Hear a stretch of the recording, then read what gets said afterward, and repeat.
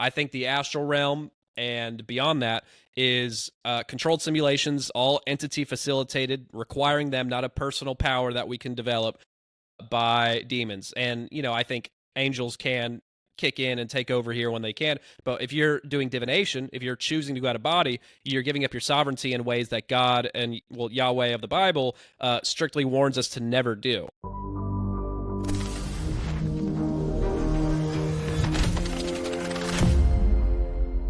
What's going on, y'all? Welcome back to the JT Files JC podcast. I've got a special treat for you today. I have a guest on the show today. His name is Seth Kicklighter. He's an author, and he's a really cool dude. I've seen him on a few podcasts, and I'm excited to have a conversation with him.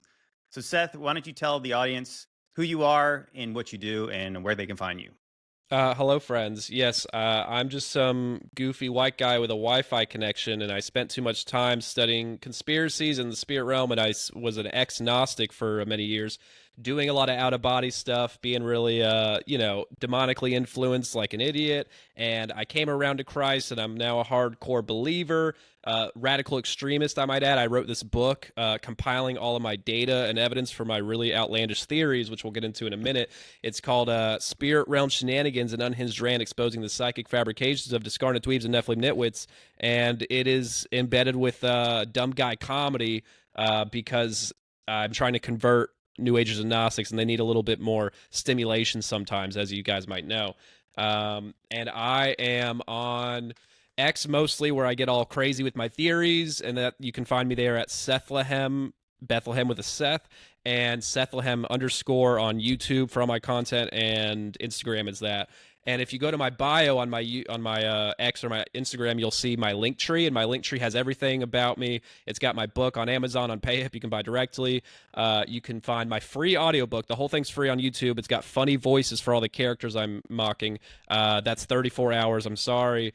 And it is on YouTube free. And then all my podcast appearances are in a playlist on my YouTube. My short clips, if you want to get a summary of what I talk about, is on there. If you like any bangers, I got a playlist on my Linktree, and also some other stuff I can't remember, but it's all on there. So find me there and support me, please. I need the support.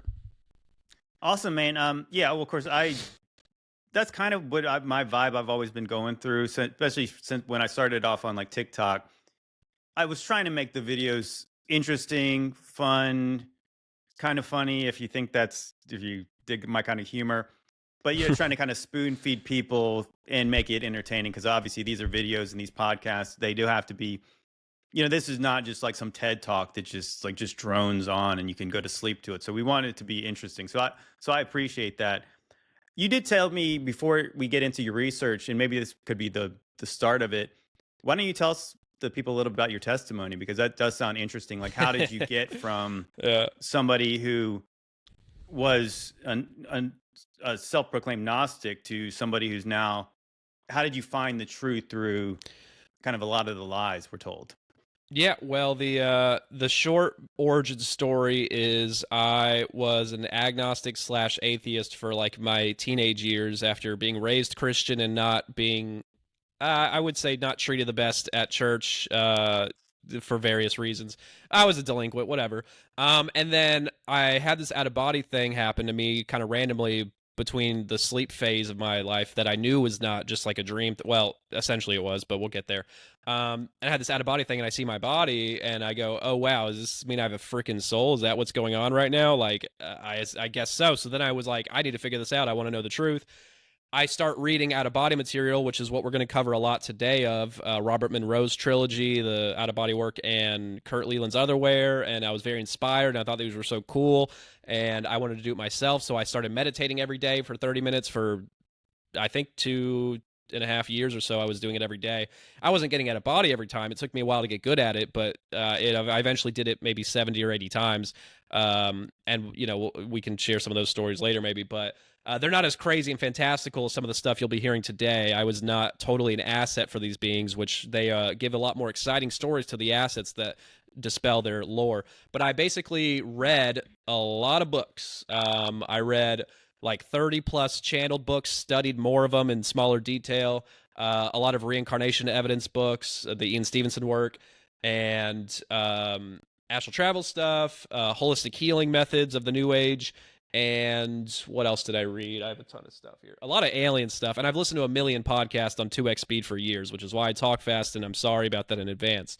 But I read a ton of material, and I kept finding incompatibilities in the lore. Like my second chapter of my book, I just do a bedrock breakdown of 12 different channeled sources, popular ones like raw material, what else? Cassiopeian transcripts, Seth material, no relation, and a couple others, and then like Edgar Casey stuff and regression stuff. And I show how they talk about Jesus, demons, origin stories, aliens. They talk about all these things and also what they don't tell us. And I find incompatibilities where they cannot coexist. They try to give us history of things, and the themes are generally aligned, but overall they disagree so much on the detail they can't all be telling the truth.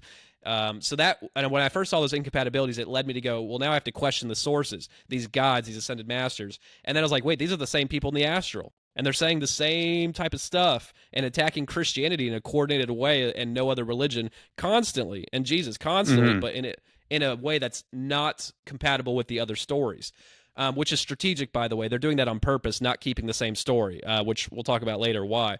But yeah, I saw too many incompatibilities, and I thought they're lying to me, and I was still doing out-of-body stuff, but I knew there was deception. I just thought some of it was real, some of it was fake and deceptive, and you just have to have discernment. It's all fake, in the astral, at least, in my opinion. But anyway, so I had a few funny stories. I'll give you one example of something silly that happened. I was trying to haunt my roommate and go out of body and basically poke at him and see if he'll sense me, which is not usually what happens in astral lore, but there's some stories in Robert Monroe's where he talks about like pinching someone in the astral and they feel it. That was actually not exactly what happened, and I'll talk about that later maybe, but I was trying to mess with him and see if he could sense me, because he knew I was doing out-of-body work, and I was like, he thought I was crazy, he didn't believe in it, so I was like, nah, one day I'm gonna haunt you, bro, and you're gonna feel me, don't worry. And that's because that's how stupid I was. And I went down to his room one day after I'm out of body, and I see him playing video games on his computer, and everything's clear as day. I see the video game screen with like a little character and everything happening. It looks perfect, right? Nothing out of place. The house is perfect. And I'm literally going in and out of his body, no homo. And I'm just going like trying to see, and I'm giggling, and I'm trying to see if he'll notice me. And he doesn't react at all. And I'm kind of like, whatever, I tried. And then I go back up to my body to go ask him in person and say, hey, did you feel anything weird going in and out of your body? What? Just now. And he literally, I open the door when I get downstairs, and that dude ain't even home. He's not even there. And this is immediate. Like, I didn't wait a while in between. So I'm tripping, and I'm thinking, what is going on here? And because he looked clear as day, and the video game too. And that wasn't even turned on, obviously. So I'm tripping, and I do research, and then I remember, oh, this is what the channel lore talks about. Thought forms. Your desire to see him manifested him physically, even though the rest of the house seemed perfect and everything around me seemed normal. He was interjected by my desire to see him. I manifested him as a thought form. That's what the lore tells you. That's not true. That's dumb, but we'll get to why later. So more things like that happened, a few other things, and it just was like too many. It didn't make any sense, because it was also buildings and structures around the house and like small things, not people. So it was like, why is this happening, and why is everything else correct? And when I go somewhere I've never been before, it ends up not being correct whenever I test it out later by going to that location. So it's all simulation there even. When you're traveling the real-time zone, quote-unquote, the real Earth, it's still a simulation in my opinion, and we can talk about details of that later. So yeah, I just had too many questions, and they weren't being answered, and the only thing that made sense was when I started reading the Bible and started reading scripture about this, and we'll talk about that near the end of this presentation, hopefully, about scripture that defends this concept. But yeah, man, it was just too many things, and I wanted the truth. I didn't want to be dogmatically attributing my belief system to whatever felt right in my, to what I wanted. Mm-hmm. I wanted actual truth, and that's what the real key here is. If you want to go with whatever makes you feel good, you might float to the New Age pretty quickly, because it's so enticing at the surface. But deeper, the philosophy and theology to it is dumb and stupid, and I hate it now. So that's my rant, sorry. No, that's good. No, I think that what I was kind of thinking when you're describing that is that there's all this contradictory knowledge in this Oh yeah. astral realm, or the people who promote this idea, is because you can't keep a lie straight, right? Like if it's not true, then it's kind of like if you had a group of people they had some conspiracy and they were all going to lie. Well, there's going to be inconsistencies in the story, Yeah. because if it's true, it's, they might not be like a perfect story, but I mean, again, like the general points of it won't majorly contradict itself. But people can't keep a lie straight. It is interesting that you brought up Edgar Casey, because I'm from Virginia Beach, and that's where he had his I forgot what they call it exactly, but his headquarters was here, and he was considered the sleeping prophet. So it's still actually in Virginia Beach. They have this massive Oh Edgar really? Casey place down at the oceanfront here. I'm sure they do. Well, sort of, maybe not so much, but it is interesting. Like, obviously, you had all this lore about Atlantis, and then in Virginia Beach, at some point, they have a Neptune festival, and this was helped started by him.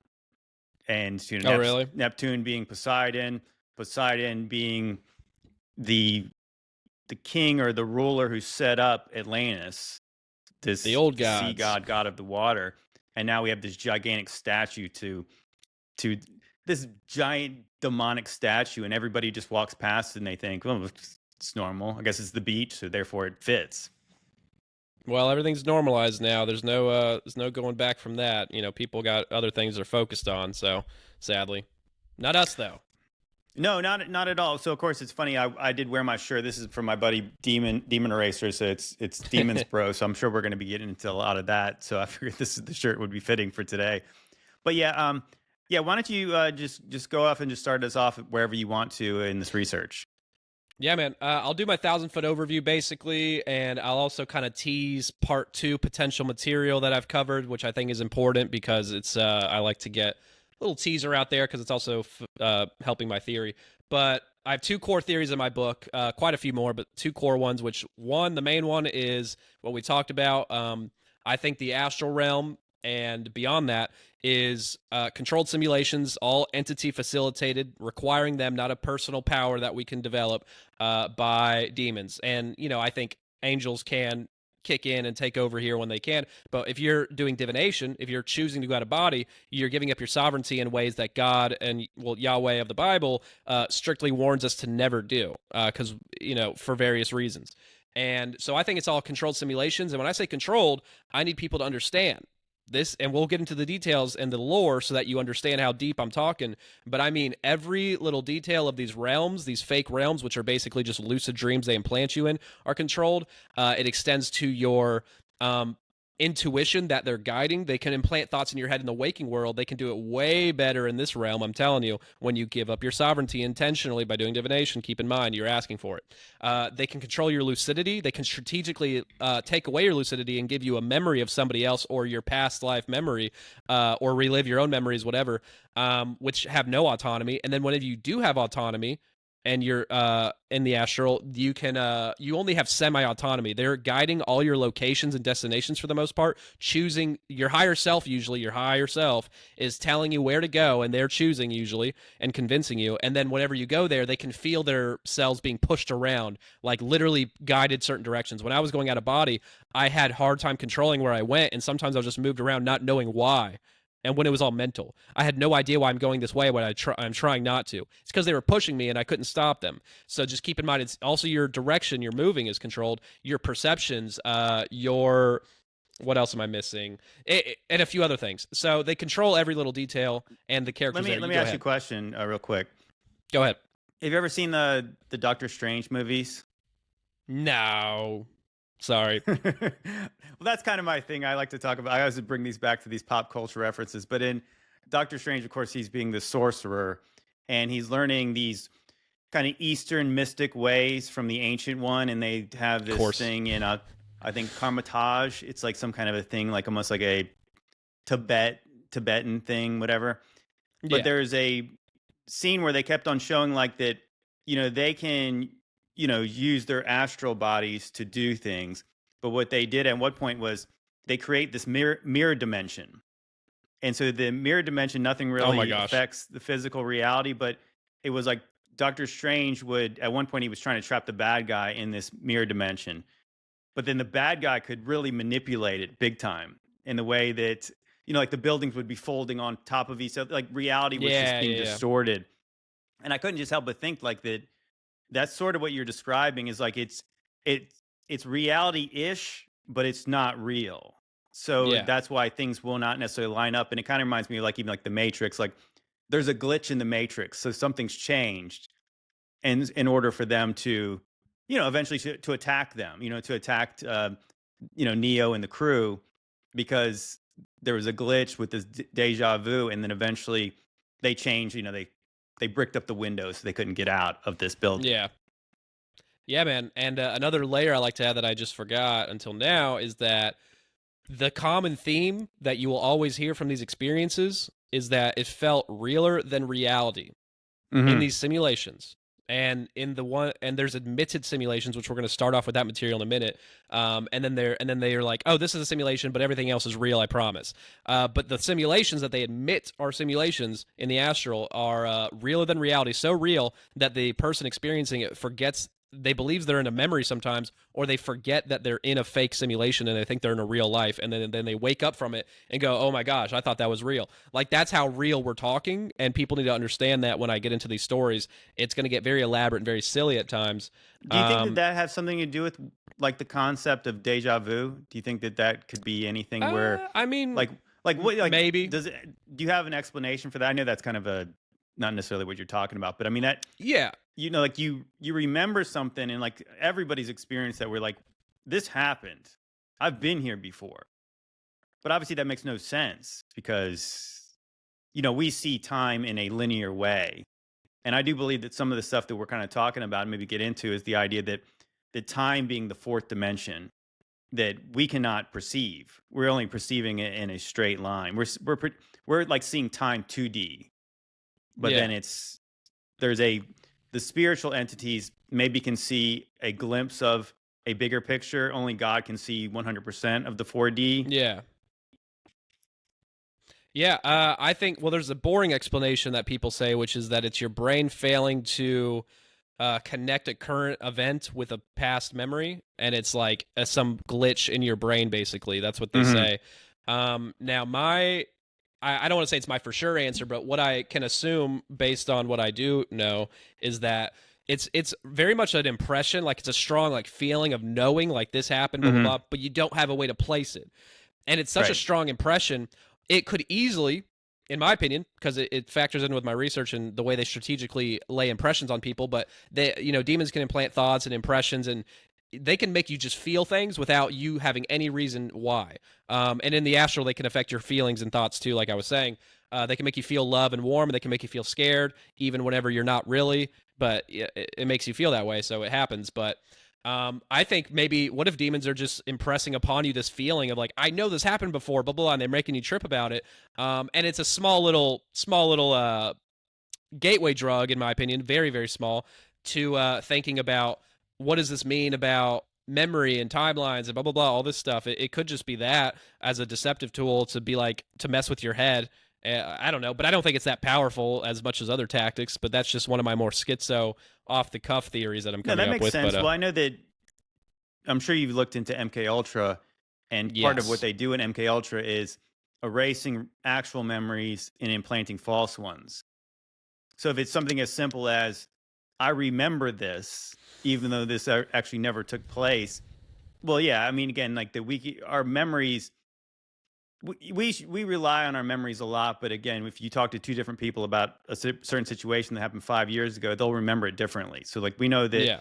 it's not necessarily that one person's lying and one person's not. It's just that the fact that we're very finite. The information that goes in here, and eventually all the extra information that goes in here, eventually some kind of bleeds out, or it's Yeah. just the way you felt, depending on, again, that's what you're kind of describing, is that these spiritual entities can certainly make you feel something. And so just because you feel like this has happened before doesn't mean it necessarily has. And No, yeah, I exactly. don't know. That's an aside. But anyways, why don't you just go into just start us off wherever you want to go. Yeah, man. I'll just real quick do my second theory, and do a little bit of roasting of a certain character out there that we should be doing that to, and then I'll get into the lore pretty heavy, and it's gonna get crazy. But my second theory is covered in part two material, which is also in my book. Obviously, it's talks about spirit releasement therapy, which is a sort of underground holistic healing method, which is basically new age exorcisms where you're channeling the spirit that you're exercising. But these spirits cast themselves as all different characters. You have mostly ghosts. You have soul fragments of yourself that you need to reintegrate, and you have to ask them to. That's weird. You have your aliens, all different sorts of aliens, because there's so many different races and types out there. Tons of different types of aliens, even though we've only seen like 4. And what else you got? There's one more. And there's demons too, but they like to call themselves dark force entities because they don't align with the biblical understanding of demons, so they make sure that you know that. And they rebrand their name. And they're more lower intelligence, less evil, more victims to their higher overlords. That's how they present themselves. And they give, when they're channeling, you're negotiating with them. You're asking them questions like, hey, why are you attached to this person? Why are you causing this ailment? They're causing physical ailments, mental ailments, spiritual warfare, all these sorts of things. And they'll channel them and ask them questions, and they'll usually apologize. And for a demon, they'll put up more of a fight, but then they eventually change sides, and you convert them to being a light being after it. It's very silly. We'll get into the details another time. But basically, it's theatrical, fake demons just casting themselves as characters. And then the whole time, though, this is where it gets crazy. The whole time, the patient is having a third eye, remote viewing style regression vision, where they are seeing what's happening in the channel session take place. Like they'll see angel light beings, they call light beings, show up and like trap the demons in a metaphysical like ring of light, and then they'll channel them still through the body, and then they'll negotiate with them and convert them usually and do a whole bunch of rigmarole, which we're not going to touch on right now. But they'll see this all happen, and then they'll see them take them to the light when they convert. And also for ghosts, they'll see them go to the light and find their family members coming to rescue them, and they'll see all this in the spirit. But really, if it's a vision like we're going to talk about today heavily, then they're just controlling a vision while you're doing divination, and then they're giving you a story while they're channeling through you through something you consented to, and then they are releasing pressure, healing you, often temporarily, where you need to come back for more sessions, or they'll sometimes heal you for a lot longer. More than likely, if you are an asset, if you are doing stuff if you're a practitioner, or you're spreading the lore, or you're a figure that's promoting this stuff, you are more likely to get spiritual protection than some, lowly anybody who doesn't really matter, where their ailments will usually come back, or something else will come back worse and harder later. Often is the case. I'm not going to say every case. I haven't studied the thousands of cases, but there's thousands and thousands of these documented stories, and I have sources that do whole manual books on how to do this, and it's died out and not really talked about anywhere I can find, but it was popular in certain pockets of the world, a couple decades ago. And there's a modern Christian character doing this stuff today, but he's a Christian deliverance minister, and his name is Dan Duval. I'm naming names, guys. I'm sorry. And I have a little gripe with him, and I'm trying to get in touch with him, but he keeps ignoring my emails and messages. So touch base with me, Dan. We can be friends still. Anyway, he is doing the same practice, same dynamics, same mechanics. Everything's the same. Visions the whole time. And he's getting lore and characters that are overlaid heavily with the SRT material, but overall incompatible completely. Like 80% of the SRT characters are ghosts. Dan Duval gets 0 ghosts. That's weird. He gets aliens, real aliens, who aren't Nephilims in meat suits. He doesn't promote that really. He's an old earther and all that stuff. But he talks about, seeing people rescue their soul fragments in the spirit by traveling there astrally, remote viewing style, to the rings of Saturn, to mining operations on Ceres colonies, which is what SSP lore, Secret Space Program lore, pushes, which also is, in my opinion, Scientology, right? Too. That's what I suppose they align. Yeah, that stupid movie, was it Battlefield Earth with John Travolta? I don't watch John Travolta movies except Pulp Fiction. Yeah. Well, I mean, so L. Ron Hubbard starts Scientology. He was a Thelemite. He was under Crowley, and he wrote science fiction novels before he started his science fiction religion. He has the world record for most published books of all time. What's that? He has the world record for most published books of all time. It's like 1,084, I think. Gosh, and it's just all channeled garbage. That's channeling. Yeah. How do you do that unless you're channeling? No, it's not humanly possible to do that. But no, literally, the interesting part about that is, I was telling you off air before we started, I was kind of going down this rabbit hole of all these kind of the weird cultish Mormon beliefs that people don't really talk about. And the LDS Church now tries to act like, oh, no, we never believe that, even though absolutely The they holy did. underwear. Well, I mean, it seems like I was watching shows about the FLDS, and then so that is the fundamental like Church of Latter-day Saints. And so they have the kind of more core beliefs like Joseph Smith and the original Mormons from like the early 1800s. And then what the LDS Church has done is they've backed away from certain fundamental positions they've had based on the political winds.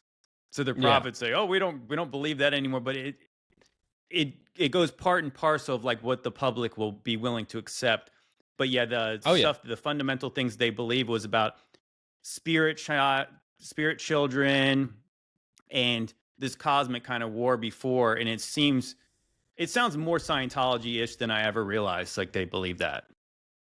Yeah, man. I mean, it's all coming from the same sources. They just change up their stories for different people, because if they create one counter religion to Christianity instead of all these various belief systems, it's easier to identify it as a demonic deception, as opposed to now they see it as, oh, Christianity's one in a giant barrel of opinions and views and belief systems. It's strategically beneficial to not keep one story, which is why the channeled stuff diverges so much, because they know people, the vast majority of people, they know human nature, they will not cross-examine, they will not care to do it. They'll read one or two books and go, yeah, this sounds about right, or I don't believe it, and they'll move on. They're not going to do what I'm doing and cross-examine all of them or listen to people who are, which is why I'm trying to make it cool and not boring. So, it's strategically beneficial. I think it's what they're doing.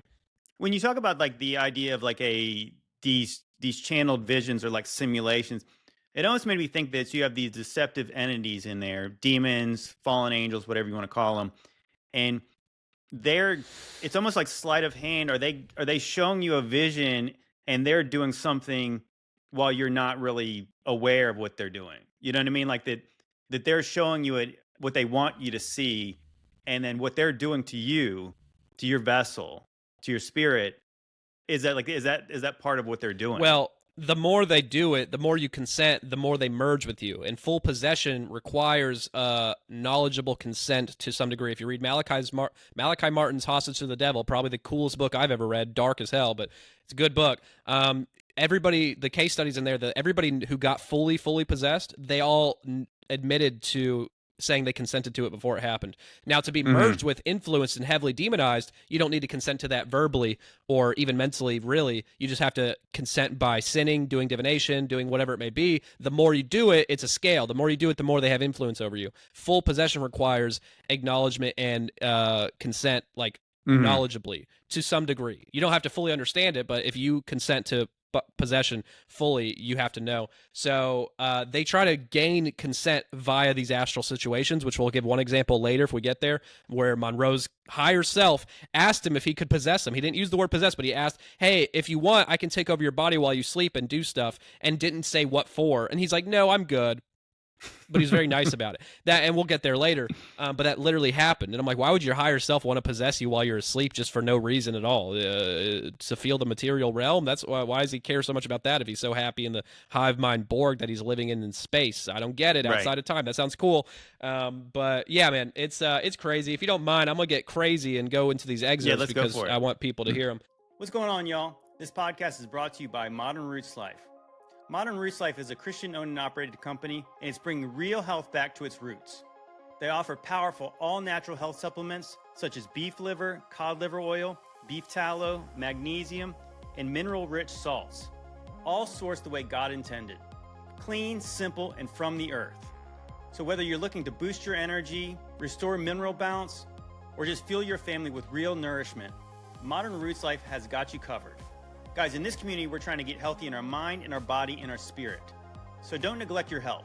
If you want more information, check out modernrootslife.com and check the link in my description. You know, people often ask me how they can support me. Well, I think it's pretty cool if you can support me by supporting the people who support me, and you get something in return. And being healthy is a pretty good return.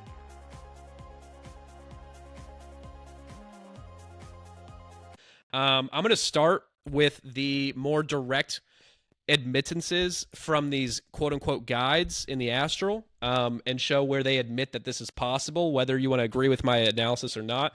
You can't say it's not possible because they tell you themselves in many ways, as you'll see throughout this. So I'm going to start off with Robert. We're going to talk about Robert Monroe's trilogy of out of body work, which he's the most popular, influential out of body traveler of all time. He started the Monroe Institute, which is like this Harry Potter wizard school for witches and stuff, warlocks, all that, and New Age material. And I spend 60 or so pages covering his 3 books. It is the most detailed evidence you'll find. And then I spend like 20 pages on Kurt Leland's Otherware book, and he is a Monroe Institute contributor. He was trained there. He knew Monroe. He's less popular, less well known, but his book is underground and way more insightful than some other sources. And I have a few other sources, but those are the 2 main ones. And we're going to be going back and forth between them in excerpts they have. I'm going to read them. You'll see how silly it is, and we'll do some analysis. And it's going to be fun, guys. So this first one is from Monroe's second book.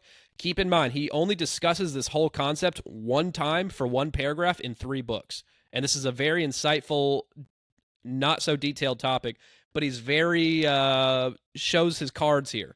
And Leland talks about it way more, so we're going to cover his example of this in just a minute. But Monroe says, a favorite and quick learn forever method of theirs was simulation, talking about his guides, how they want to teach him stuff. It's through simulations. So he says, it was based on their ability to create and place into a human consciousness, mind or an earth-type situation so real and so overwhelming that I could not tell reality from illusion. I do not know the limits of such simulation technology or talent, nor do I know the extent to which they employ the technique. It may be only in my particular case, but I doubt it. The potentials of its application in other ways begs for broad speculation. In my own pattern, it was usually applied as an instant cleanup of minor emotional patterns that blocked or distorted my clarity of perception or my stability. Usually, I was unaware of such dysfunction. They would note it and offer to take care of the problem. I would be informed that the lesson was about to take place with my consent. Yet, once in the simulation, it became absolutely and totally real, and I lived it. If I did not come up with the desired action, the simulation would be repeated until I did. Even in the repetition, I couldn't break through the reality of the simulation, yet once the training sequence was completed, I then knew what it was for. To pose questions about motives seemed irrelevant. Or perhaps I didn't want to endanger the good thing I had going for me. These are his own words, I swear on my life. So, 1, admits simulation is realer than reality, forgets he's in it. That's how powerful it is. Keep that in mind. 2, he admits that he doesn't know how often they use this technique, or we should probably speculate about how much it is used. But I don't want to think about it because I don't want to endanger my access to divine knowledge through these obviously trustworthy guides that I've loved for years. It is so on its face embarrassing, and I've never heard anybody talk about it ever. So I'm trying to get it out there. I don't know if you have any questions so far. No, I mean that's super interesting. So he's saying that he consented to go into this simulation of this spiritual dimension, and he could not tell the difference between our real physical reality in this simulation. So then he's acknowledging that they could have done this to him before and he would not have known because he could not tell the difference. He admits that it's possible, but he doesn't want to talk about it ever in the book again because he understands the implications. He does. But he still spilled the beans here, and I think, that's probably God guiding him to reveal his cards there, because I don't know why he would include that and not talk about it more. He says he has a lot of it. That's really interesting when you consider that, me and Brian have talked a lot about shows like Blurry Creatures and The Confessionals, and you have a lot of people who talk about SRA stuff, and they talk about the most insane stories you could possibly ever imagine. And my first instinct is to say, this guy's full of, this guy's just telling lies. But you listen to these people enough, and it does sound like they believe it. Oh, yeah. And whether you believe it's true or not, so I can't help but think that if there's some kind of correlation between the things that they're talking about. I mean, like Nathan Reynolds, a lot of people got upset when we were talking about Nathan Reynolds, like some of his stories about how he met Apollyon and he was being killed and then revived over and over. And you're like, it's really weird because, I mean, this guy is, given one thing, he's a great storyteller. The way he tells these stories, other than just like the warning bells in my brain just going off, like saying, am I taking crazy pills? Everyone believes this story, but he sounds like he believes it. And so I can't help but make a connection. What if these people are in some kind of astral simulation and they really do believe that happened and they remember it as vividly as you remember having breakfast this morning? Yeah, I want to make a disclaimer here, even though I usually do this later after I gain more credibility with the audience. So, bear with me here. I believe I've done a lot of MKU SRA research, way more than you would think, and I've obviously got the whole astral simulation thing locked down in my brain. My current theory here is a lot of the SRA MKU abuse and all these things are real. They are happening. I'm not denying that. People think I do. I don't. But whenever it comes to the especially secret space program memories, those are more obvious, but like people talk about going to the moon and they talk about these being like ripped open and then healed, or having these aggressive deaths and being reborn or cloned or whatever. And I'm not saying clones aren't real, I'm just saying they talk about these crazy things that seem a little bit out there. Even Water Kingdom memories, we'll get there later, not in this episode maybe, Like but Marine Kingdom. yeah, like people remember being a mermaid, and they have 5-hour conversations with Dan Duval about it, where they fully believe it. I don't think they're lying. They have memory downloads that it's not like they remember it consciously. They get memory downloads, and I didn't say earlier, but this vision control thing, I think absolutely applies to a lot of NDEs, not all of them, but a lot of them, to past life memories. Past life memories are all, I think, this downloaded memories that are packaged, and it's not autonomous, so it's actually easier. I think it's all remote viewing data is funneled through these entities. The Bible supports that idea. We'll get there later.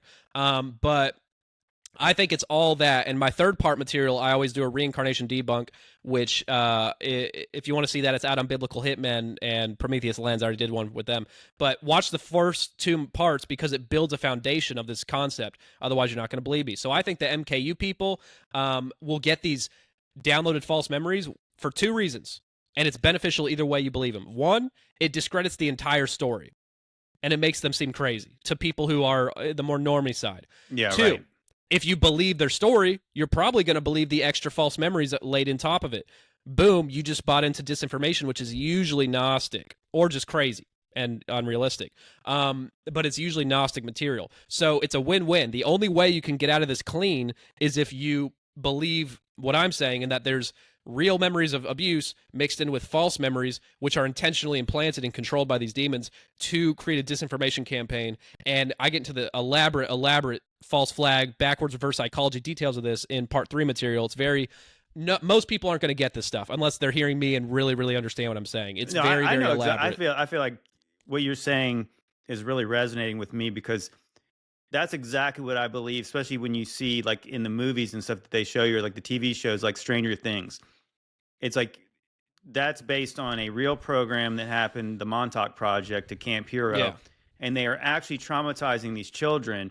And what they were trying to get them to do was remote view and astral Out of project. body stuff too. Yep. And I want to say that, yeah, like the real program, this is what they were saying was happening. There was trauma invoked into these children, and they were getting them to like astral project to the moon, to and Mars. get data and information. And so it was my conclusion that based on watching the show, obviously they fictionalized, well, the whole show, but what they're trying to do is try to make you not see the man behind the curtain. The man behind the curtain is these 3-letter agencies literally torturing children. And so when you say a Demigorgon kidnapped me, well, then everybody's like, oh, well, that's an interesting story. But it doesn't evoke the sympathy that if it was a man did this to me, and then the trauma was real, the abuse was real, but the way you remember it makes you sound crazy when you repeat it. So the same thing, like the alien phenomenon would be like that. I got abducted by aliens and they totally probed me.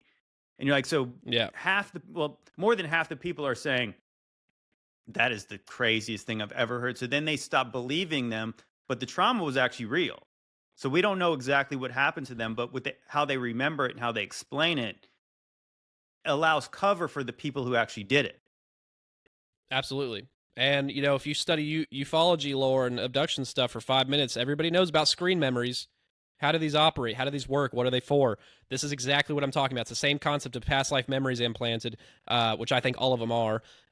Even the ones with the birthmarks, by the way, I have a whole explanation for the birthmarks. We're not going to do today, but that's part 3 material. But because the evidence for reincarnation and all these things is very vast. If you look at the data on a surface level, from the data from like Ian Stevenson's work, not the regression stuff as much. That's more out there and loosey goosey. But the evidence is substantial and very convincing.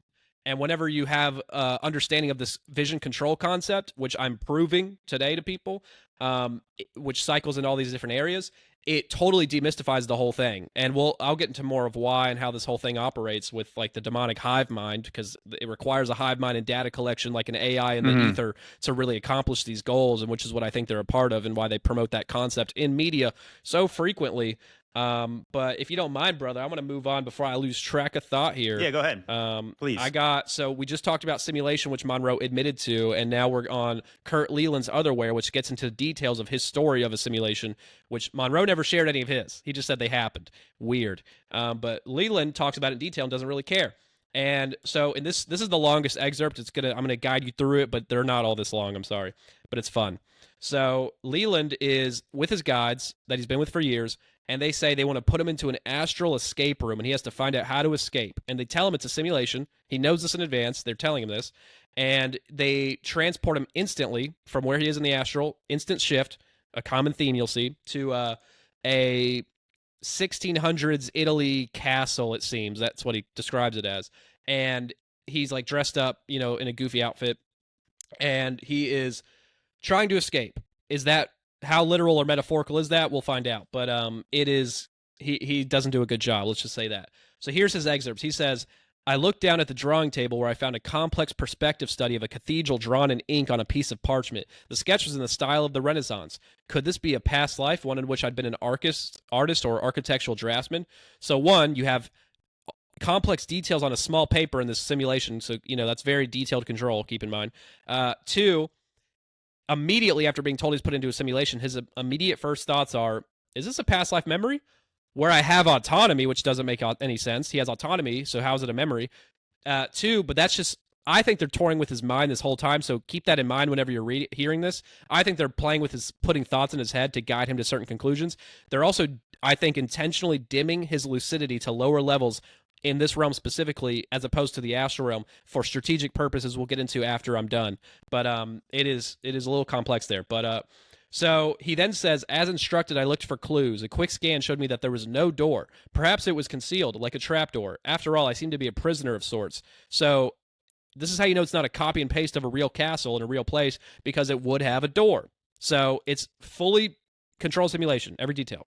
So that's another detail that I think is important. Then he says, I looked down at the drawing table again. The architectural rendering was gone. In its place, I found a piece of typing paper turned sideways. On it was a child's crayon drawing of a landscape, a bright blue sky with a smiling sun and puffy white clouds, green grass, and a poorly drawn cow grazing by the metal gate. Before I had a chance to ask myself what such a drawing was doing in the Renaissance, however, I found myself inside of it, a real-life figure projected into a cartoon. A wind of colors flew by, the sun set, and the crescent moon lying up on its side rose up. The moon had a big nose and was wearing a nightcap. A music box began to play Beautiful Dreamer, and the moon started to sing along in the voice of Frank Sinatra. A chorus line of 5-pointed stars whirled and jigged between verses, occasionally chiming in. The brown cow never moved, however. It seemed frozen. It remained frozen mid-chew, grass dangling from its mouth, faintly pathetic. The sun and the moon seemed to be attached to a revolving wheel that kept spinning faster and faster.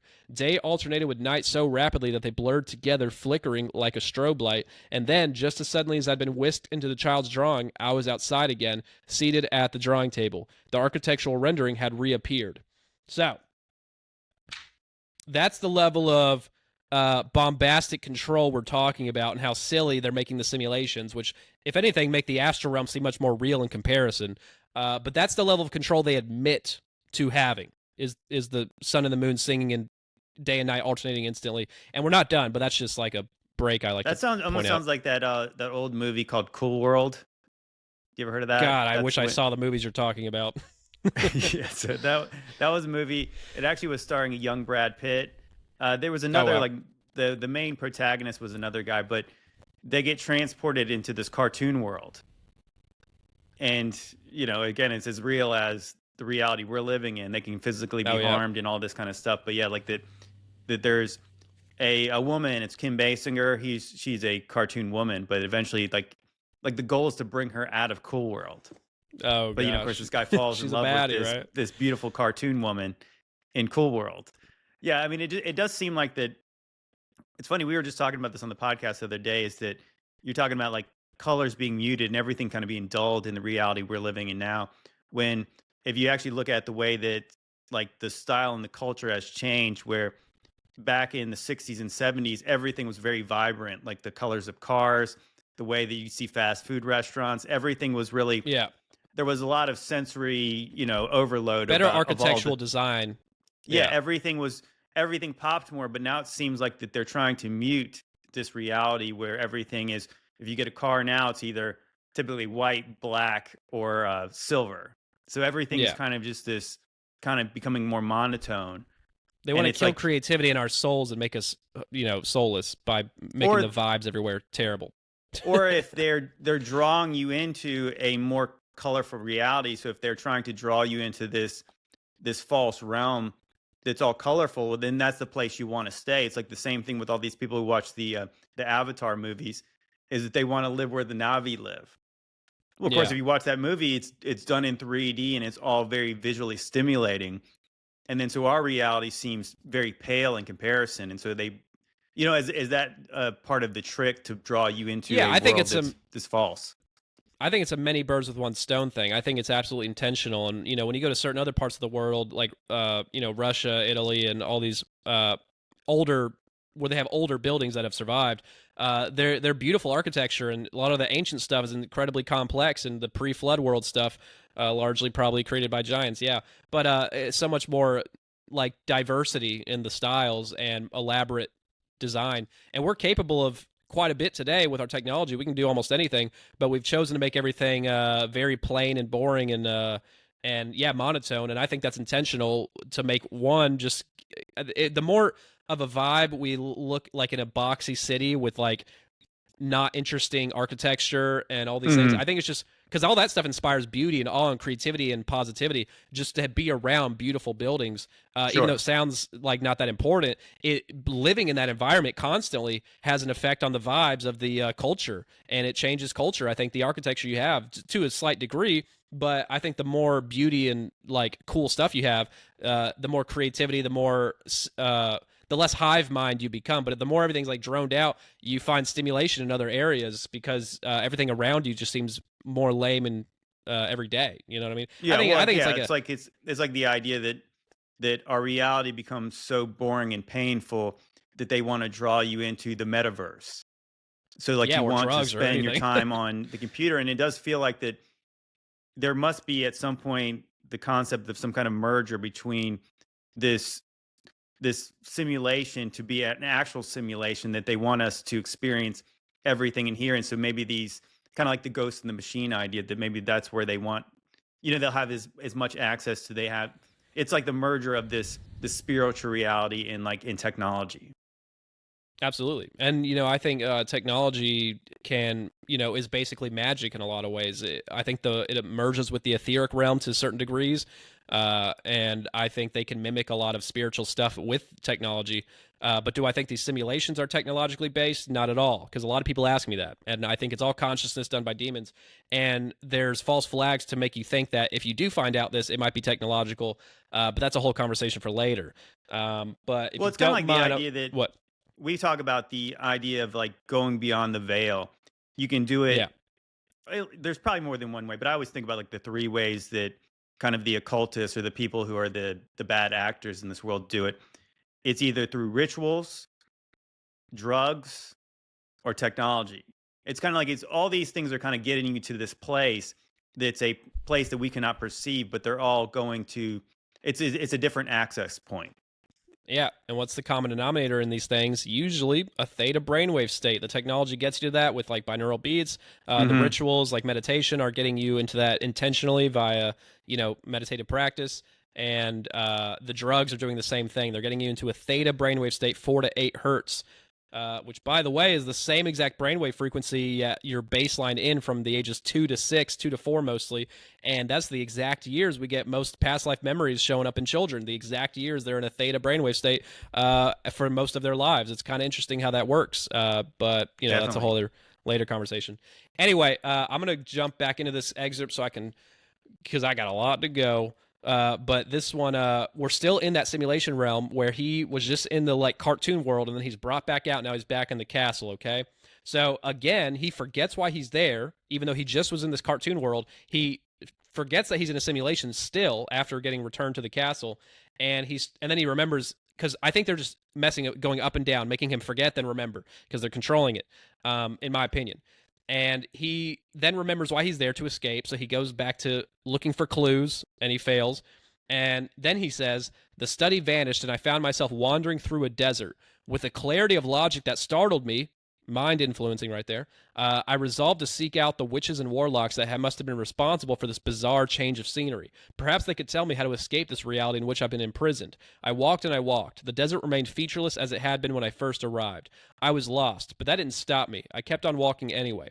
Suddenly, my perspective shifted. I seemed to be seeing myself from far away, looking down on myself as I walked. The desert planet I was walking on was so small that it spun beneath my feet with every step. I was wholly responsible for its rotation. I panicked. I began to feel that I would be trapped in this barren reality, wherever and whatever it was, forever. Without transition, I found myself back in the architect's study." So they're just throwing his consciousness around to different simulations to mess with him, and they'll explain why in just a second. But he again forgets why he's there after all that, and he's in the study. He forgets why he's there, and then he then believes that he is the Count of Monte Cristo reliving a past life of a character in a book, which might have been based on a real guy, I forgot. But he believes he's the Count of Monte Cristo, and then a woman comes in through an opening door that just opened miraculously, and he thinks it's the jailer's daughter coming to rescue him because she loves him. This is mind control. This is not his natural thoughts. Why would it go to this place? They're implanting this whole thing in his head, and then he believes it. And then this lady comes in, and it's not who he thinks it is, obviously. It's a guide who's coming into a personified form into this room, into simulation, and it's his guide that's controlling the whole thing. And she says he's not doing a good job, basically, about escaping. And then she says, "Let me ask you something," the instructor said. "Where on earth are you able to walk through a crayon drawing while the sun smiles at you and the moon and stars are singing? Your study contains bits and pieces from every historic period from the last 500 years. We threw in everything but the kitchen sink to get you to realize this was a dream, and we finally had to put that in too. All you had to do was realize the utter impossibility of everything you were perceiving and tell yourself you must be dreaming."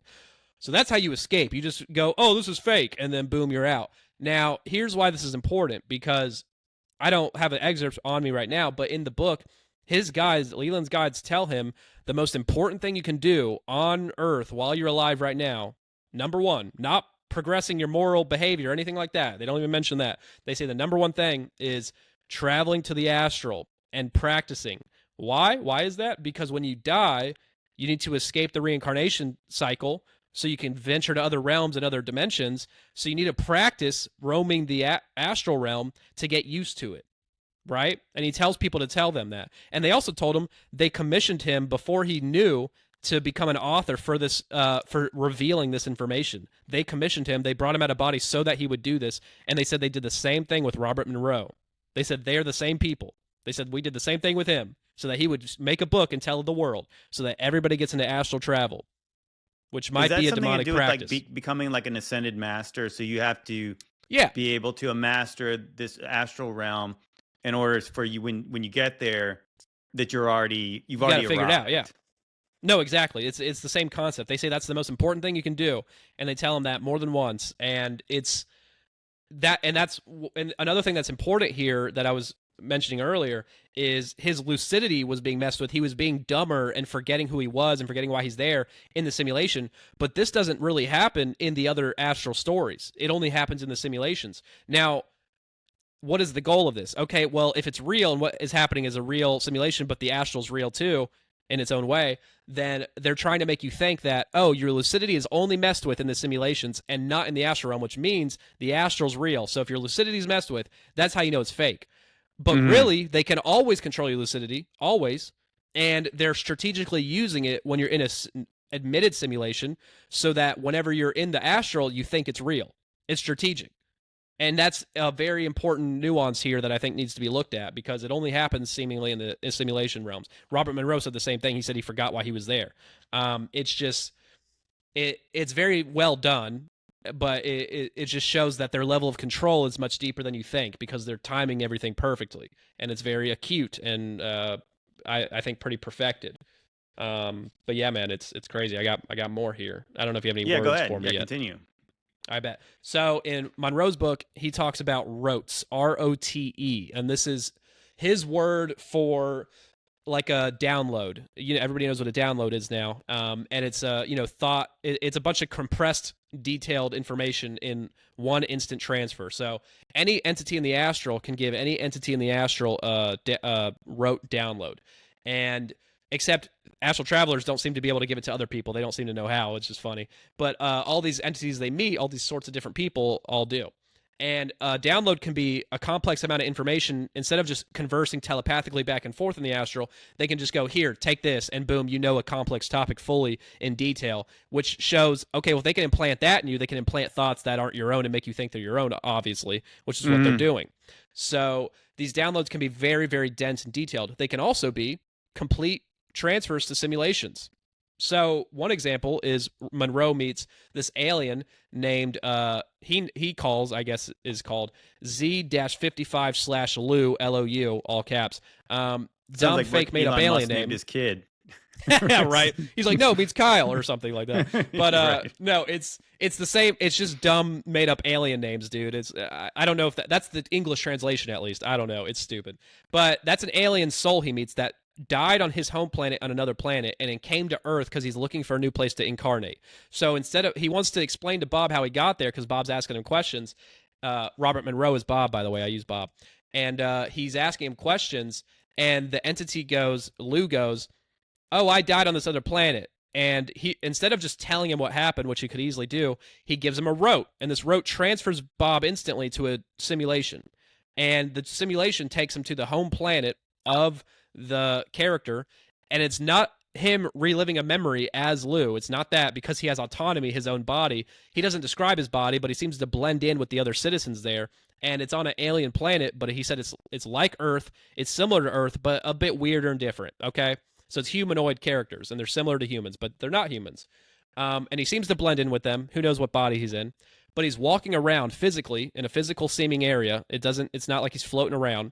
And he's having awkward interactions with citizens, and then some military types are messing with him, asking for identification. And all of this stuff doesn't matter because out of nowhere, this tsunami shows up and kills everybody and drowns them. And he has a violent death that he feels as real. And then he wakes up from the simulation, and the Lou character's like, see, that's how I died. And it's like, why didn't you just tell me how it got killed in a tsunami? Why'd you have to trauma bond with him and, make him murdered in the astral and make it feel real like it did? Well, it sounds like that's exactly why he did it, because he wanted a trauma bond with him. Well, they do. That's a tactic that seems to be a satanic operation, if I've ever heard, and just repeated it with the same friendly characters in the astral. It's very strange how they feel like that's okay. This almost sounds like, again, I hate to be the guy who always brings everything back to movie. It sounds like this is like Inception.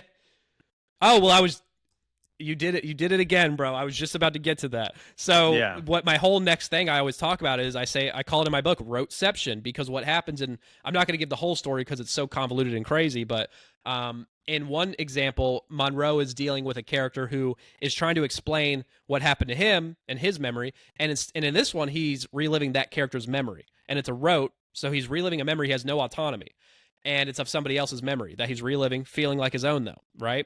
And in that memory, he encounters another character who is giving that character a rote that Bob is playing as. And now he goes from one rote to another, which is like Russian dolling it one into the next, and implying you can infinitely do so. And consciousness is infinite. It's getting that whole concept out. But what's really happening is you're transferring one to the next, one to the next. It's not going deeper into another inception. It's really just switching, and they make you think you're going one into another. They want you to think consciousness is infinite. We can expand to all these people's memories, and it's an akashic records of things. But it's totally just switching simulations, but they admit to being able to do that, and he has no autonomy or choice of what happens in it. So it's just kind of interesting. And I guess it's either way. It's kind of like your belief in something can make it even more real. So the idea that you're going deeper into this alternate dimension maybe makes you, maybe it obviously would seem like would add anxiety to you to be able to get out of this. Like what's the path out? They talk about that. That's why the guides always recommend, hey, always have your guides around, because some people go crazy if they travel the astral without guidance, because you can get lost or in weird places because it's so crazy out there.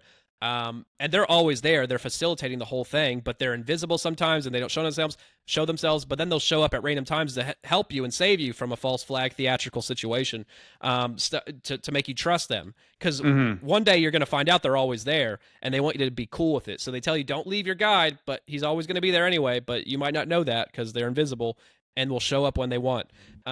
Here's another crazy story in Leland's work, and this is he says the facilitators, and that's his word for another type of guide. Like they have different jobs, but he later says the facilitators, the instructors, the overseers, all these characters he names might just be one character, and he doesn't know. So he even admits that. But he says the facilitators fulfill a variety of functions in the after-death zone, where you go and you die, which a lot of ghosts are there of dead people, but he's visiting as an astral traveler, right? So Mm-hmm. he says, depending on the station to which they've been assigned, they may be broken down into subgroups identified by the specific tasks which that they perform. One night, my guide arranged for me to watch a documentary in the astral that provided an overview of these tasks. I was brought to an area of non-physical reality that I perceived as a conference room large enough to seat a dozen people at several small round tables. At first, I seemed to merely be watching it. Moments later, I was actually inside of it, personally witnessing the things it described while a voice explained what I was seeing. So now they're moving his consciousness into a astral simulation movie and then narrating the whole thing invisibly. Like I said, they're there the whole time. They're facilitating the whole thing. They control what level of interaction you have with these things. It's admittedly so. This is admitted simulation, essentially. Yeah, that's wild. It does make me think about some of these big time CEOs now taking psychedelics, and this is where they're getting some of the concepts of where they're, Oh, you know, yeah. the new technology they're creating. They got the Is this download. the idea of them going into these simulations to get a download of what they're going to Well, build next? you don't need to go into the astral to get a download. You can just do any type of divination of any kind, and they can give you download. Mediums, when they're getting you fake prophecies, that's really just data collection of the hive mind board, giving you analytical probabilities on certain things they can know based on their data, which we'll get into more in a minute. They just download information into mediums while they're consciously there, or sometimes the remote viewing stuff, regression style. But you don't need to go in the astral to get a download, but you can easily get one in there and a whole simulation while you're there if they want, if it's appealing to their motives. The whole point of this is to give you a theatrical thing and convince you of a cosmology that is not real, and then you come back and share it with the world. Ideally in a book, that'd be great. They try to get you to write books, but in any way, they want you to be an asset and share the cosmology that, guess what, totally disagrees with the Bible. But they always attack Christianity, and they have these belief system territories. Say, when you die, if you're a Christian, you'll go to a Christian belief system territory where you'll hang out with other dummies who, until they learn that they're stupid and learn that they're wrong. And they have one for, Islam, and they have one for Mormons, and they have one for all groups. But until you realize that, like, New Age Gnosticism is the way, then you can't really escape these belief system territories. And they make fun of Christians the most in these belief system territories, specifically focus on them only, which is crazy. They Well, don't it talk about makes anybody sense else. that to me, it's like that if you did believe in this broader spiritual dimension, which Christians do, the Yeah, a lot reason of the them do. Bible tells you not to divine is not because it's not doesn't work. It's because it's dangerous. It's Yeah. because it eventually leads you into these dark rabbit holes that eventually maybe you can't come out of, and all these deceptive beings. So it's kind of like that you could contact an entity, and they could tell you something true, but how do you know what they're telling you is true? Yeah. So I mean, to me, it's always Well, like the Bible is kind of like telling you, like, here is the safe path. Like, if God is our Father and He's trying to lead you on a path of safety and His love and His guidance, stay on this path. Well, the world's telling you it's much bigger. You can go out and you can do all kinds of other things, but it's the same way that a parent would say, "Yeah, this world is pretty big, but I don't want you to experience every part of it because sometimes it's dangerous. Sometimes you yeah. could go around this way and you could make it out unscathed, and you could think that it is safe, but just because you have managed this street one day and you were safe does not mean you weren't in danger the whole time you were there." No, absolutely. And another thing is a lot of Christians do believe this stuff is real and these places are real. You're just not supposed to go there. But a lot of Christians don't research what people say about when they get there. And if they believe it's real, the astral realms that these people go to, then their Christian cosmology is out the window because it's all reincarnation based heavily. And prison planet type stuff, Mm-hmm. archons, all that lore is promoted. Now, when Christians or Christians mystics like Emanuel Swedenborg, one of the prolific astral travelers from the 70s, he wrote plenty of books on his astral travels and what he learned, and he was a Christian, and they gave him a different cosmology than the other people. Now, it was similar in ways and still non-biblical, still very non-biblical. It's like Christian adjacent, right? So like the buzzwords and all of the way it's framed is framed in a biblical lens, but yeah, it's contradictory to what the scriptures are actually teaching. Yeah. I'll give people one silly example that I think is fun really quickly here. One is in astral travel, Monroe, Leland, and Swedenborg say that they're told about genitalia in the afterlife. And Swedenborg says we maintain male and female characteristics, and we still have sex, and we still have like marriages in heaven, which the Bible obviously says is not happening. Which I don't love. I don't like it either. But you know what? I trust the Lord. Well, that sounds that sounds exactly what like they teach you in Mormonism. You have all this celestial sex when you get up to heaven. You have all these. Sounds nice, huh? Drives. I better buy into that. I better buy into that one. I want to get the good you stuff. You can see why the early Mormon adopters, where you get lots of wives here and you get way more wives in heaven. And then you got the 72 if you're in the Muslims' faith, with which right. They get, and they're all virgins, which I don't know why you want all 72 to be virgins. Someone needs experience, but whatever, however you want to roll, man. It's a little crazy. But anyway, yeah. So Swedenborg, the Christian, quote unquote, talks about us retaining our sex characteristics. It's fine. Leland says that no, we have actually. I kind of want to read it. It's so funny. It's so funny to read it. Where is it? Page 170. Okay. Yeah. So he actually says verbatim, he came closer, informing me that the truly dead only appear to maintain the gender characteristics of the body they left behind. In actuality, their new forms come equipped with both sets of sexual organs. The soul is neither male nor female, but androgynous. Now, the soul part, I understand what you're saying, but he's saying you have both a D and a V. You have a vagine and a wiener. You have both, and you can rotate them out at will. He doesn't mention boobs. I don't know how you missed that part. That seems important. It sounds like, but this is like the Baphomet. You know, like the Baphomet's like duh. Androgynous being, yeah. Yeah, absolutely. And then Monroe says you don't have either. You're just a spirit being. You don't really maintain your body, and you just have astral sex by meshing your energies. It's not like you're slamming into each other's astral bods, like in real life. And Leland and Monroe are on the same like page, so it's weird that their stories don't even line up. But they have 3 different stories between 3 different people who are all prolific astral travelers. Mm-hmm. And the Christian got the more Christianized version of it that's less freaky. You know what I'm saying? They're catering to what you're willing to believe.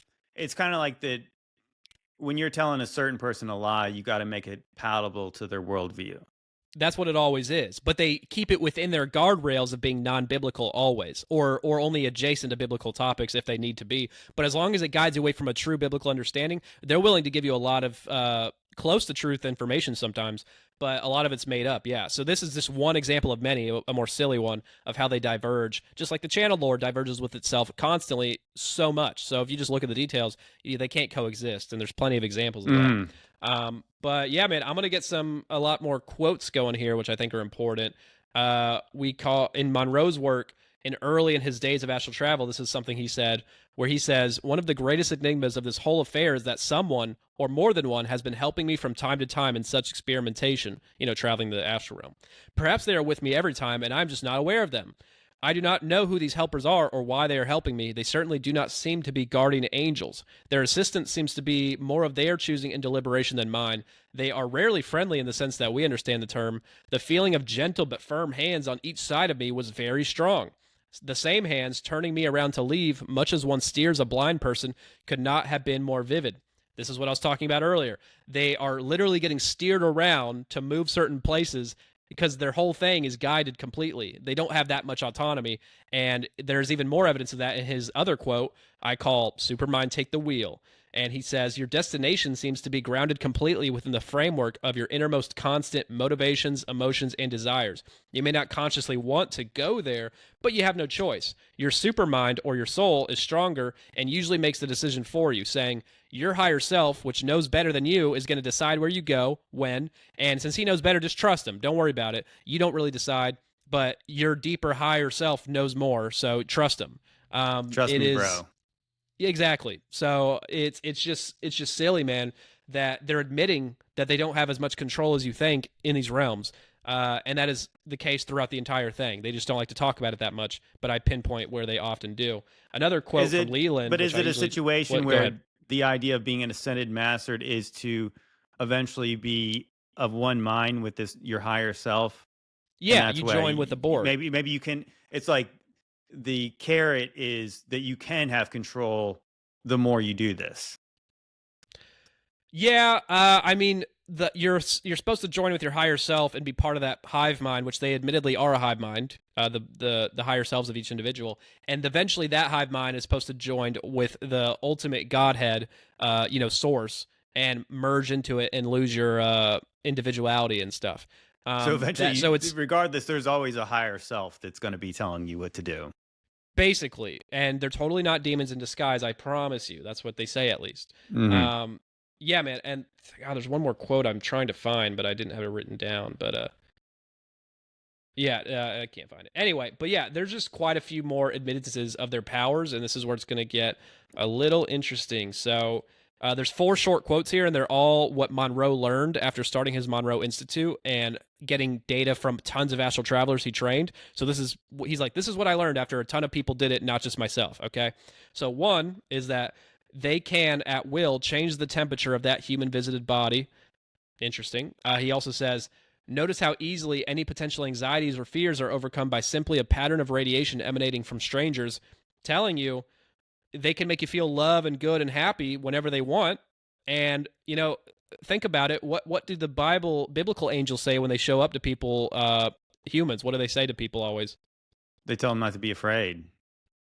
Don't they? Right? Isn't that weird? Now, why don't they just jack into their chemical emotions and just make them feel good and make them not be afraid? Why do they let them do it themselves and not manipulate their freaking mind? Which is what these other characters are doing. They're openly admitting to manipulating you, but it's for good because we're positive. So why not? Why does it matter? It's still deceptive either way, and should be a red flag to anybody. Like, oh, I'm filled with this warm love. I'm like, yeah, that's deceptive. These angels don't do it in the Bible, and they're letting you come to that conclusion on your own, because it's not It's going to interesting manipulate because you. What you're describing, it rings true to me biblically, because you hear a lot about people having encounters with God or Jesus, and they talk about them being very vivid and real, and they always talk about, I just felt this intense love. I just felt all And this goodness, and they I just eat it felt up. They love it. it's all the feels. But biblically, when men encounter God or spirit, or when John encounters Jesus in the book of Revelation, They're they freaking fall out over dead in fear, because it's so powerful.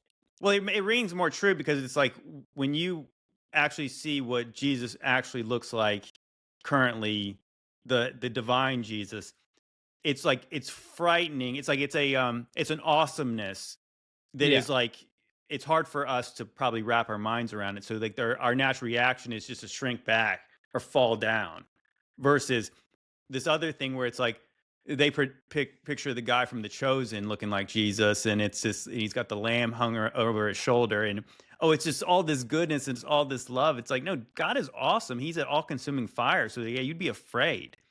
And so yeah, what these people are saying, and yeah, and I guess the point is, like, I'm not trying to dismiss every encounter people believe they've had with God in the spirit, but I mean, I guess it's always about, like, what did he say, and what are you going to do now based on what What you are were the told? fruits of this? What are the fruits of this? Because God never comes to you. Jesus never comes to you unless there's a purpose to aid the kingdom in some way, aid believers in some way. It's never just for fun. It's never just for you to, like. It always has a purpose, Right, and exactly.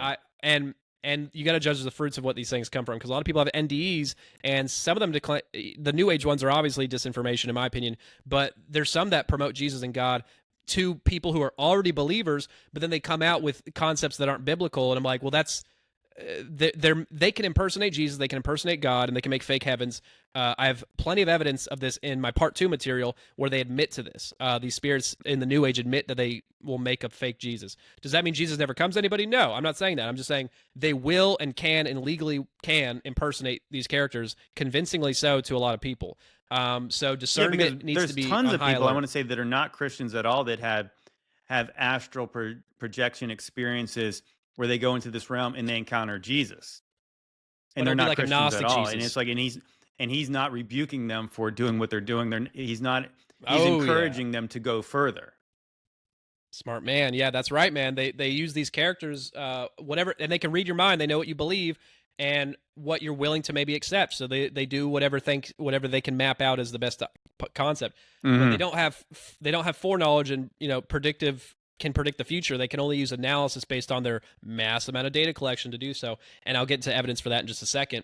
But another quote here that's important is the entire history of humankind and Earth is available to them in the most minute detail if needed. This is the idea of the Akashic records. Now, if that's true, why do all these channeled ascended masters, why do they and these higher selves, why do all these channeled sources, like I said, completely diverge in details of history so much drastically that they cannot all be telling they cannot be telling the truth. So that's just one example of how that's BS.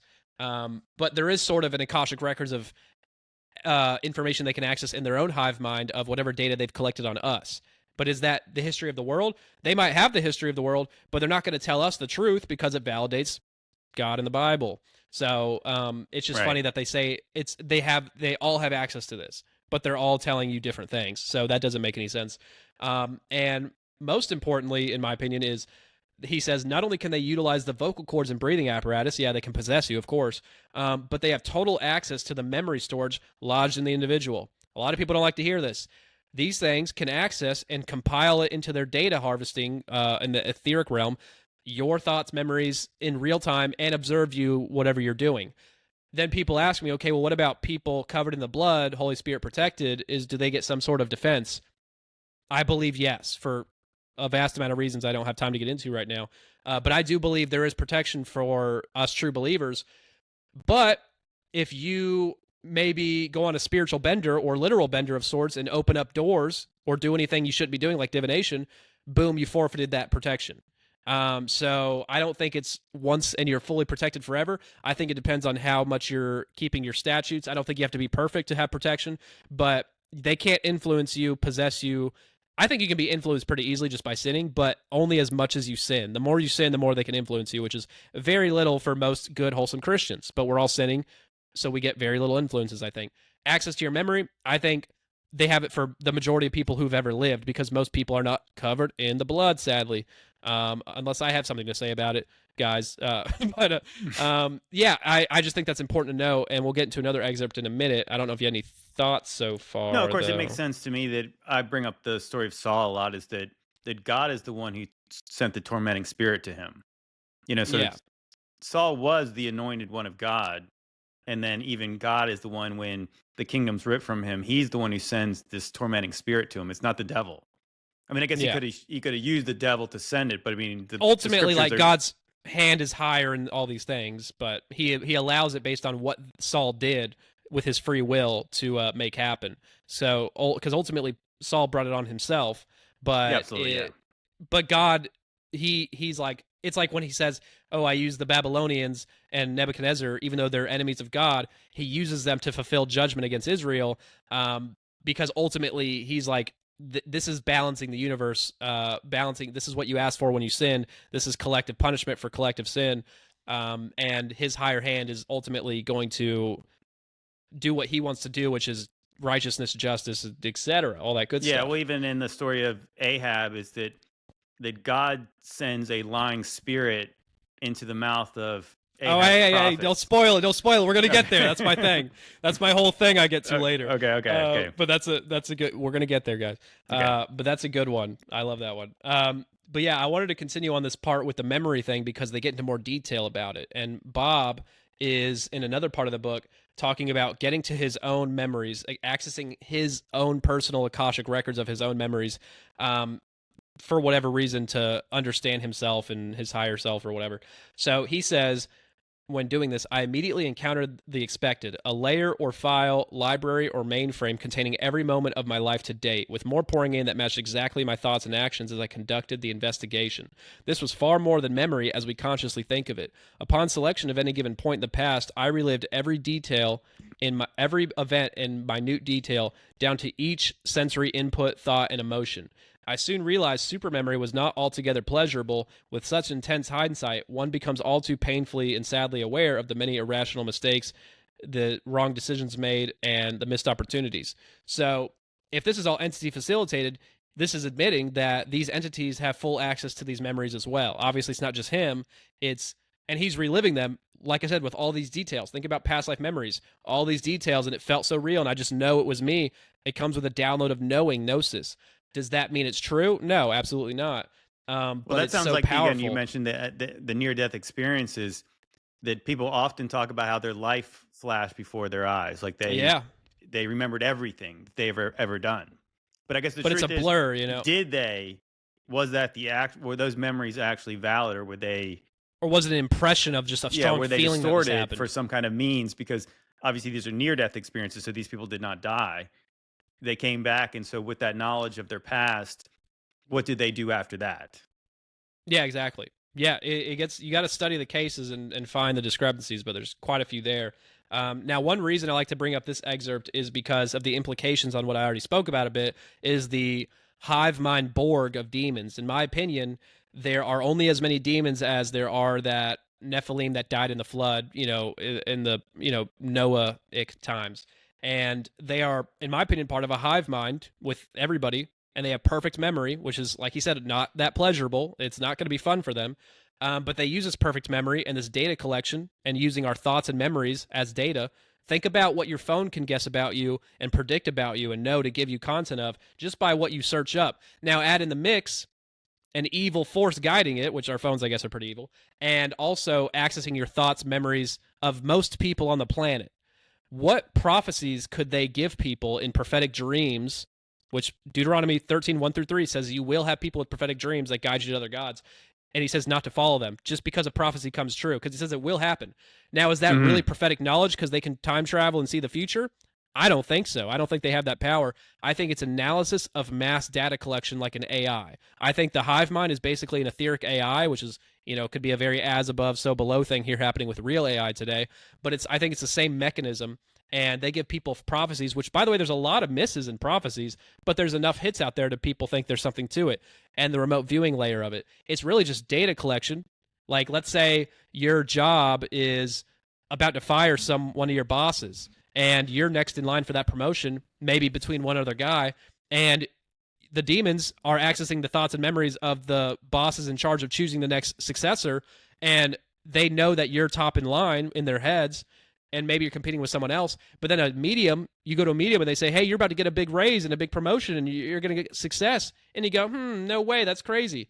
And if you believe it, for one, if you believe it and desire it, you're giving permissions to some degree for demons to now influence the minds of these people a little bit more to guide them into that direction, for one. So it acts as consent manifestation. That's manifestation law right there. That's what it really is. And two, it's really just they just knew what was about to happen, and then they give you a prophecy that is seemingly prophetic, but really it's just data collection. And that way you believe in it, and it gives them consent to act in people's lives more. That's what I think mediumship is with the whole download of future knowledge stuff, because it's wrong a lot, but it's right a lot. And then they say, oh, it's wrong because different timelines and stuff. It's all made up. Well, it sounds like that we were talking about what I mentioned before about, we've talked on the podcast about, again, that fourth dimensional view. So it's almost like that these entities might be able to see the possibilities of the future. It's kind of like when Yoda talks to Luke about the future, how it's always moving and changing. So it's like that they see the possibilities further than we can see. And so if they can influence you by just planting a seed in your head about this thought, and then through you start to believe it, and then you start to manifest it. So then you say, well, dang, they were spot on, but they are guiding you down this one future path that's possible. Yeah, people talk in the channel lore about probable futures in the Seth material, no relation. It talks about that a lot, and I think it's disinformation in like the sense that they say it's like Project Looking Glass, which is another disinformation thing, by the way, where they can see the future, and it's conscious. And by the way, Project Looking Glass is said to need a remote viewer to use it, which is, you might as well just get a remote viewer anyway. What's the point? But anyway, it's which is all psychically controlled by demons, in my opinion. So I think that literally seeing a potential future is a psyop for demons. God can see whatever, of course, but I think it's just data collection and analysis, which they have you have water cooling the data centers of these growing AI data centers, collecting all this data, doing mass analysis. And I think the collective sins of humanity are cooling the etheric data centers of these demons, basically, where they have more and more. And that's more of a joke, but they have more and more access to these things. The more we sin and the more we open ourselves up. And now that we're in Babylon 2.0, their prophetic abilities are much more advanced and much because they have the most data they could possibly have. Plus, they're jacked into our technology, I bet, and have the collective data there to mix in with it. So I think Have the you seen prophetic abilities. that show Foundation? No, man, I don't watch enough. What should I hit it up? Man, well, in that show, the whole show's based on this thing called psychohistory, and this mathematician basically cracked the code of these empires when they fall, and the amount of dark ages in between, and the rebuilding of society. And so it's all based on this almost Metatron-looking cube that he's put all this data in. And so through this, he's been able to predict the future. But then at some point, there's where they say there's anomalies in this psychohistory that it doesn't really count for. And it also talks about that eventually the way that they're trying to prevent certain things from happening, of course, ends up manifesting certain realities and certain futures. But it does that's exactly what you're basically saying. It's like that this is based on math. This is based on, I always bring this up. God's unchanging, right? The devils pretty much remain the same, and people are pretty much the same.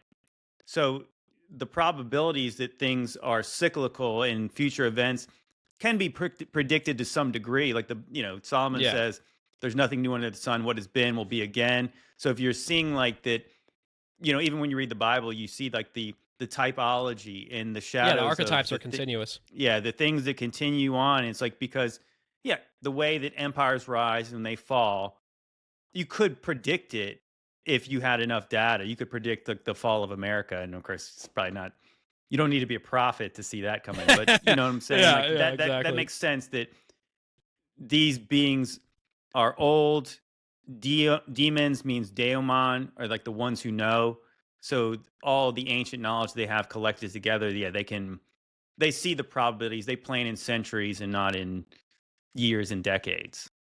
Absolutely, because they have nothing but time, and I think we're rushing into some crazy stuff here soon. But it definitely is. Like I said, it's just think of the most advanced data collecting possible entity, and they're everywhere all the time in our thoughts and our brains.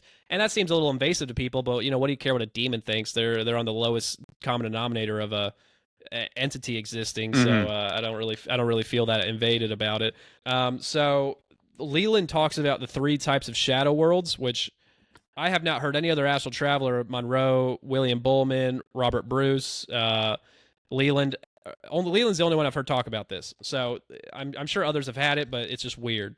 So he says they, as in ghosts that are dead, are waiting for the bus, the astral bus, to the alternate was worlds, where they'll experience what things would have been like had they made other choices at major turning points in their lives on Earth.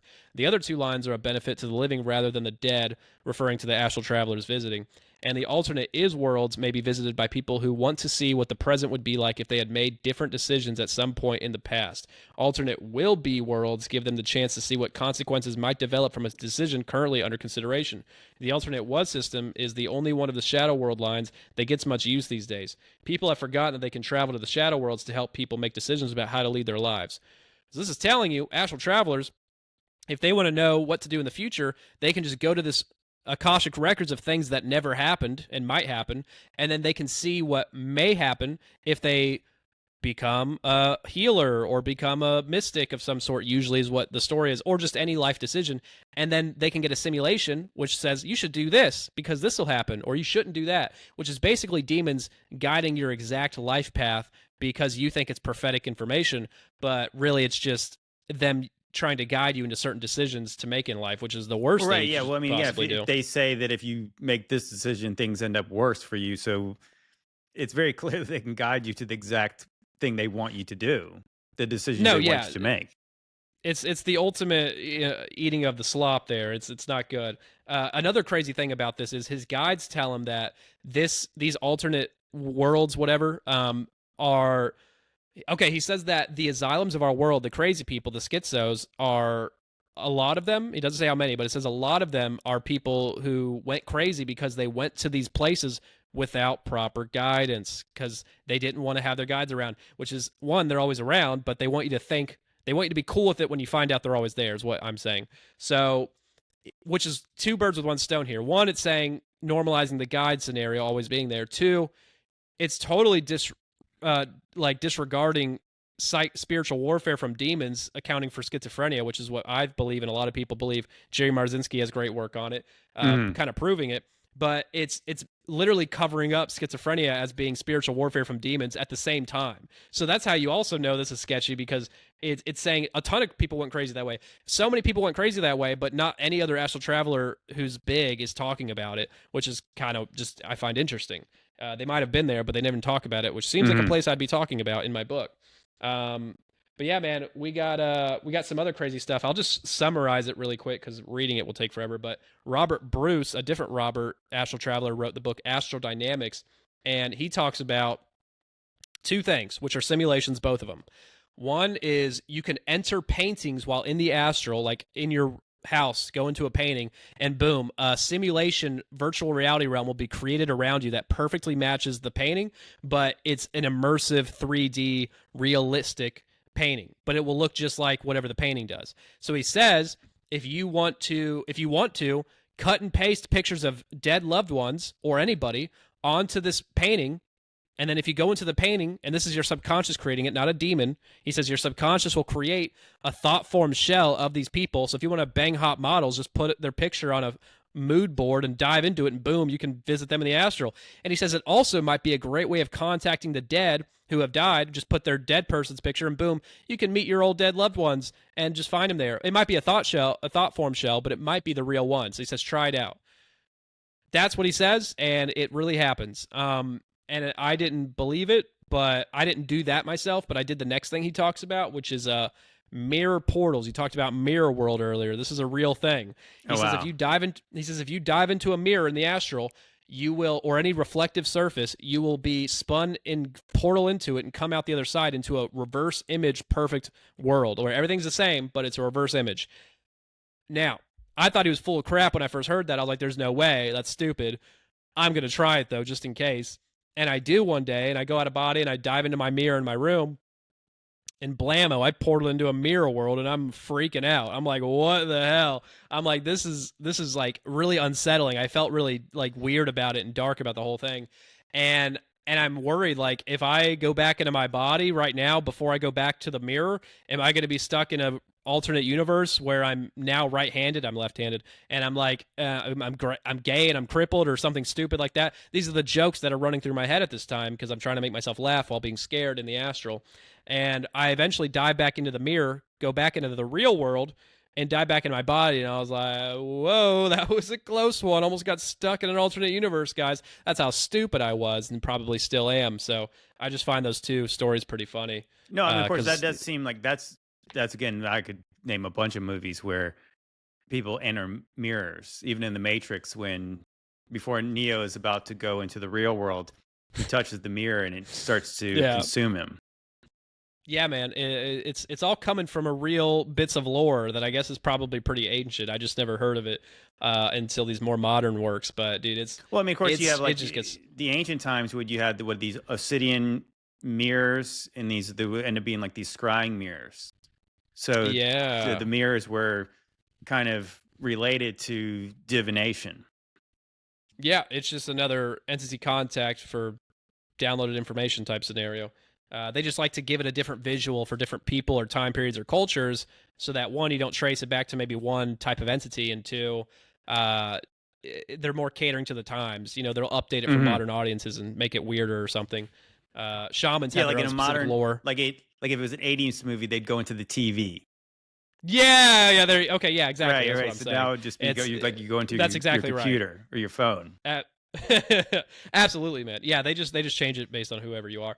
But yeah, this one's pretty crazy. This is Leland's work, and he talks about his guides telling him in the astral, "Hey, we're going to come visit you in the dream world tonight while you're dreaming, and we're going to visit you, and we're going to give you one final test. It's always a test." And this is what happens. He says, In an unusually vivid dream, I became a single blade of grass. A strong wind blows me this way and that. I feel exhilarated. All at once, I become aware that I'm surrounded by millions of other grass blades. I make a startling realization. I can simultaneously maintain an awareness of myself as a single grass blade and as a multitude of grass blades, yet my unique beingness has a precise location within the vast tapestry of grass that surrounds me. Very good, the overseer says. You learn quickly. We've designed a set of images and sensations in order to illustrate certain aspects of the human condition, he says. Our intention is to show you how the evolution of human consciousness looks from our perspective. So, one, hive mind Borg normalization continuing. They're doing more of it. Two, they made him feel like he's friggin' grass, and he loved it. And he says later he can feel nutrients going into his grass body, and he's happy. And they're making him feel good while giving him a grass simulation, which is insane. This is the level of control we're talking about to your consciousness. Now, after that, I'm not going to get into the whole 22 pages of details on this because there's a lot, but he describes them next shifting him to a flower and then a bee, more of the hive mind stuff right there.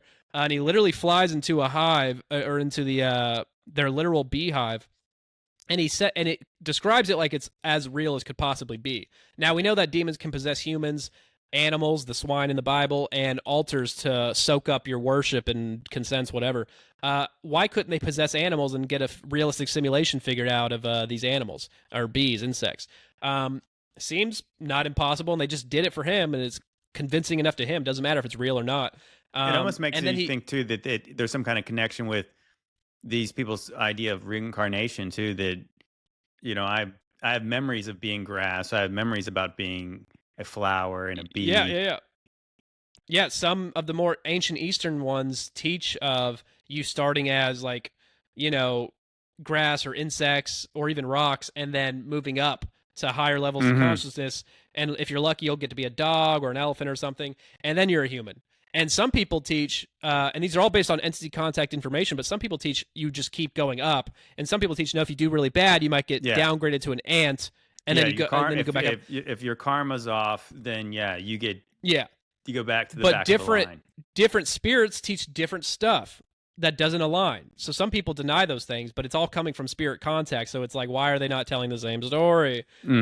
People will believe whatever they want to. It doesn't matter. They won't see it as all one big deception. And then it's funny because after the bee, they turn him into a raspberry, kind of downgrade him. And then he's a human gardener interacting with all of these things in one area. And that was, you know, to teach him about consciousness, we're all connected, all that kind of stuff. And then Leland in his, or Monroe, Bob Monroe in his books, at one point, he travels to the year 3000. He time travels metaphysically there. And his friend for fun is like, hey, you want to have some fun? He's like, yeah, what do you want to do? And he's like, he doesn't use these words, but he says, let's possess all these different animals. They possess, well, at first it's a leaf. He turns him into a leaf. And then the guy turns him into a panther.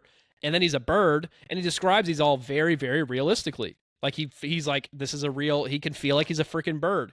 If they can make you feel like grass, a bird, a panther, a raspberry, etc., and convincingly so, past life memories are nothing. Secret space program memories are nothing, dude. I'm telling you, man. That's what people need to understand here is you will be fooled if it's, don't let convincing vibes and realism get to you. It's not enough these days. There's a lot of admitted simulations. So there's even, this is one of the more blatant examples. In Bob Monroe's work, he talks about the focus levels, focus 10, 12, 15, 21, going up to like 50-something, and focus 27. These are different brainwave states or different accesses to different realms based on your brainwave state. But really, it's all just shifting realms based on the entities controlling it. But he just tries to add this math to it, but it's not realistic and matching other people's. But his focus 27, he calls the park or reception center, and it's basically created. It's basically your own little dream, lucid dream world where it has structure that's consistent, so you don't have to maintain it. But you can go there and create your own universe, and whenever you're in between it, you can go there in the astral, or you can go there in between incarnations. Instead of reincarnating, you can have vacation time in your own world where you're your own god. This is Mormon heaven where you become your own god, and you can create via mentally anything you want and have maximum hedonism. Okay, so this is a quote he says. He says, each individual is invited to create his own personal and special place within Focus 27, a place to which he may return at will. The forms that these places take are as varied and unique as the participants themselves, ranging from log cabins by quiet streams to clumps of trees, South Sea islands, palaces of crystal, and corners of one's heart. It's an interesting note that palaces of crystal are often seen in past life memories from alien planets such as Nordic ones, where the society's perfect and they have no problems at all, and everything's made of crystal, which is stupid in my opinion. What a dumb decor to have everywhere. But that's some of the things that people will create. And he also says that guides are like always the there. Emerald City from like the Wizard of Oz. Right? Yeah, but it's probably very much correlated there, absolutely. But it just seems so futuristic and cool and spiritual, whatever. It's actually, it's more like Krypton, where like Superman lives. Oh, true. And he's an alien from another planet, right? He uses the crystals when he wants to interact with his dad, who's dead, even though it's like a simulation of his dad. Oh my gosh, it's everywhere, man. You can't escape it. It's so normalized too now that people are just thinking I'm taking this from movies, probably. Yeah, I mean that's straight out of like the Fortress of Solitude. He throws this crystal out into the North Pole. I guess it's Antarctica now, but he throws it out there, and it forms this crystal palace. And yeah, it's all just crystals and ice. I do remember that. Dude, oh my gosh, I hate these things.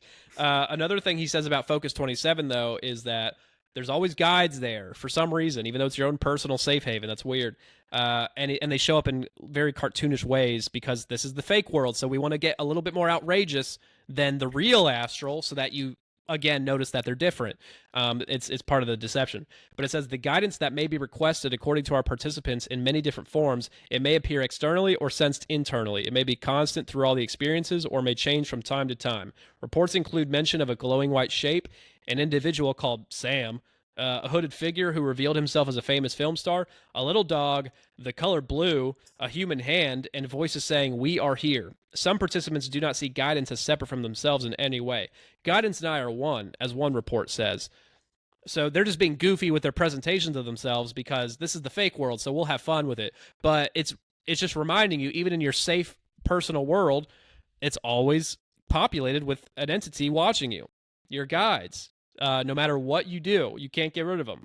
But they're good and they love you and they're helping you out, so what does it matter? But it's reminding you, is this really an independent power I have? Because if it is, why are they always stalking me? Don't they have better things to do in the Astral?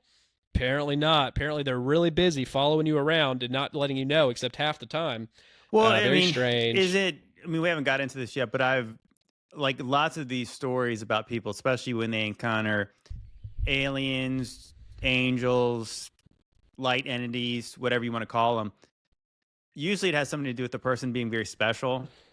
It's like they're the special. So that's why they get more attention than other people do. So that's why they're following them around, because they're so important. You keep bringing up things that I'm just about to get to aggressively. That's so funny. That's exactly what we're talking about right here, which is I have funny little sections named for all my, like, because I have like little sub chapters throughout this thing, and I call this one "So Much Riding on These Feeble Astral Shoulders." And this is where Bob's Godhead is saying, "Hey, you're the chosen one. You're the Neo. You got to do a big job right now." They're like, "We need you," and I don't know why we can't do it because we're outside of time and in the Astral already, but whatever. They say, "We need you to basically find another dimension, home world, planet, etc. to incarnate on because we're done with the Earth realm. We've learned enough. We figured it out. Let's escape this reincarnation reel and go do it somewhere else." The same thing, basically. So they say you need to find it in the Astral. I don't know why they can't do it. Weird. They also tell him on top of that, "You're the chosen one, but there's another you that's sharing your soul on the planet right now inside of a woman, and she's our backup plan if you fail. But you're going to do it. We believe in you. But just in case you fail, we have a backup, and she's sharing a soul with you." Which, by the way, you can't share a soul with somebody else according to ancient Eastern, Hinduism, Buddhism, Sikhism, and Theosophy even denies it. But more modern teachings in the channeled work say, no, you can share a soul, and people have admitted to doing so, like the Jameson twins. Part 3 material, I'm skipping ahead, sorry. And I'm talking fast, I apologize. But so they're saying you need to find another homeworld. He's getting nervous. He's like, this is a lot of pressure on my astral shoulders. What do you mean? I don't know if I can handle this. And they're like, no, it's okay. We got you. And this is what they say to cheer him up, basically. And this is the weird stuff they're putting him through. So then they say, we can help you with that. We can show you a sample of the support you have in here in our own cluster. Do you wish to see this? Please, ... And then he describes this kind of loosely and not poetically, but like just all over the place. So just keep that in mind. He says, thousands of hands reaching out to touch me, eyes staring at me with joy and hope, overwhelming radiance I know is love sweeping into every part of my being. All of these I am, we are. And emotion from the bittersweet smell of success to the pain of parting, mixed with fun and laughter, the anger of ignorance, the blindness of belief without foundation, the beauty, the sound of singing voices. His Godhead says, does that help you? It does. Is there more? You know, dude, he's literally getting a vision of all of his 1,000 hymns in a little like fish barrel, reaching up going, hey, we love you, you're doing great, keep going. And they're filling him with the love juice. They're giving him the sweet, sweet juice of love, and he's eating it up and saying, well, now I feel okay, I can do this. Thanks, guys. That's a vision, admitted, controlled vision. It's everywhere. It's everywhere all the time. They're showing their cards, man. And it's creepy. It's really weird, but they have nothing better to do. I get it, I guess. Yeah, it's manipulation. It is so grossly apparent if you just have any discernment, man, which is this, dude, so many people read these books and eat it up, and I did too when I first read it. I thought it was so inspiring and cool, and I didn't notice all the weirdness and kind of creepy manipulation going on. So, you know, what do I know? I fell for that for a bit, so I guess well, I mean, everybody, crap, but I mean, not everybody, but yeah, probably one of the easiest lies the devil could tell you is that you're the main character in the story. It's a common theme in all these things. Everybody wants to believe that. So of course, yeah, that's the best lie they can always tell you. Oh, you're the most important person. We can't do this without you. We're really counting on you.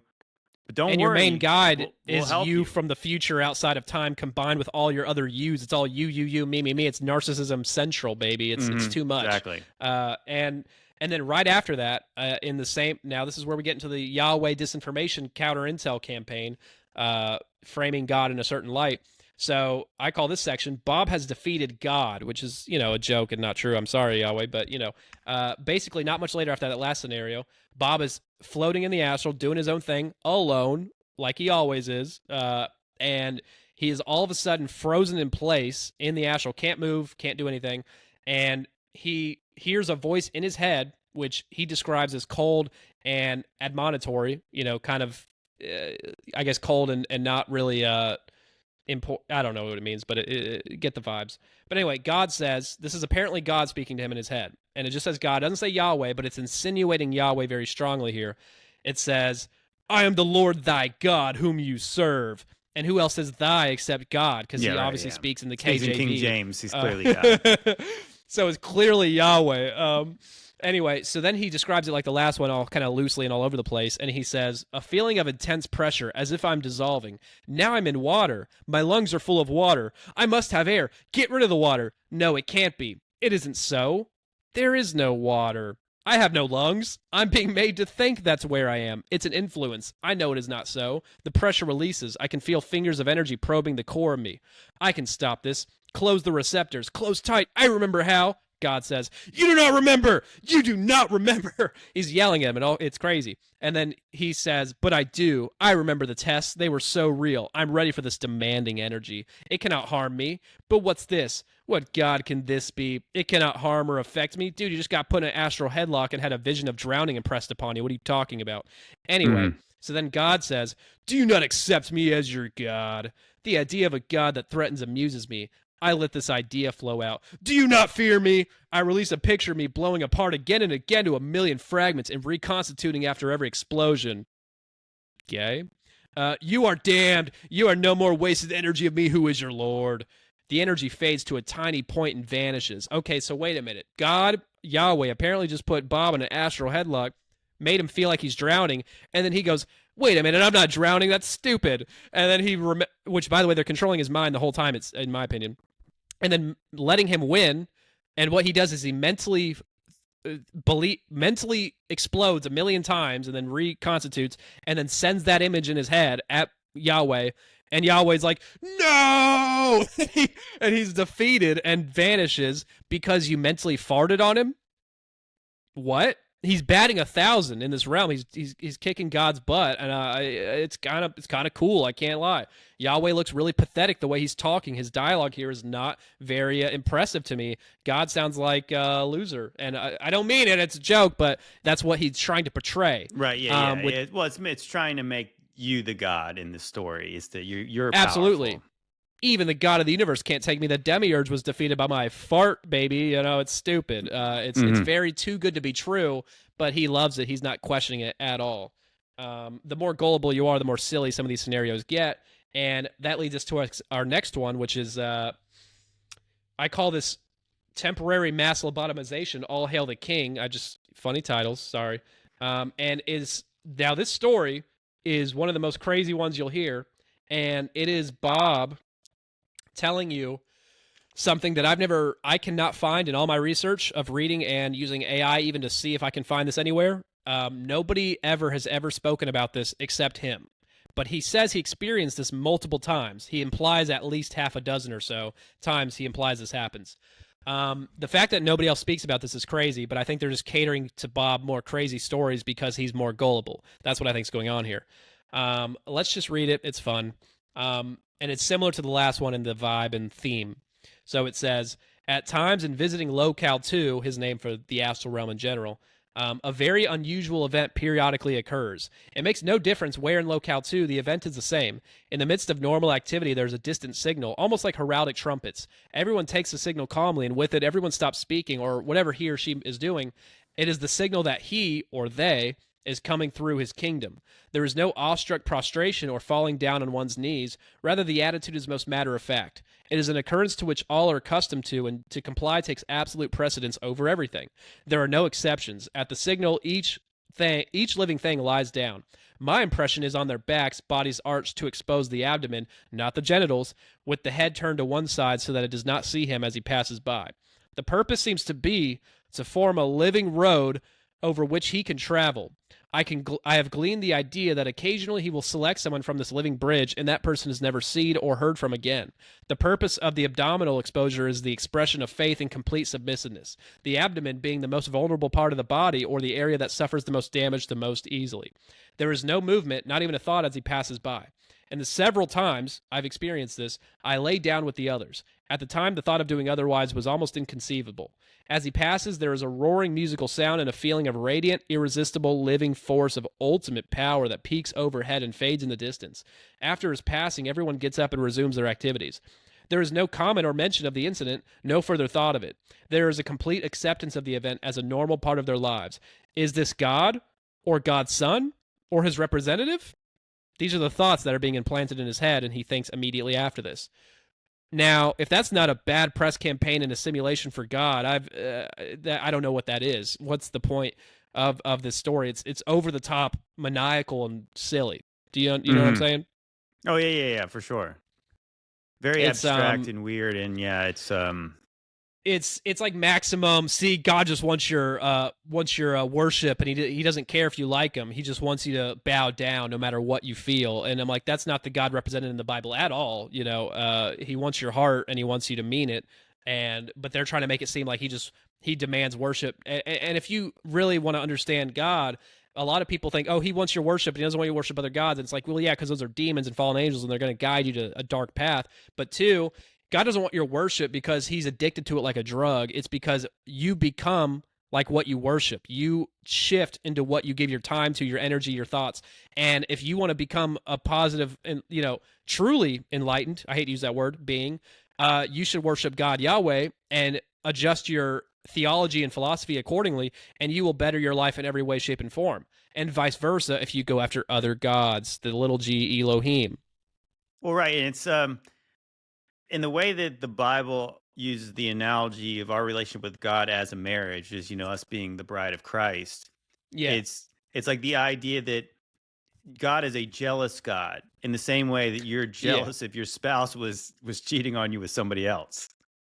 So it's like if you allow your spouse to go have other lovers, that's less loving than if you would be really pissed if they did. You know what I mean? Because it's like you love me, and you don't show love to me when you do that. And so I think that's like, it's just common sense that like a man who lets his wife go be with other men or It's not a man. is a cuck. and Yeah. for one, but at the same time, like that man does not care that much about that woman if he lets her do that. Absolutely. So yeah, No, so God absolutely, is man. showing us that like that he's jealous in the way that you are jealous for the people you love if they were cheating on you.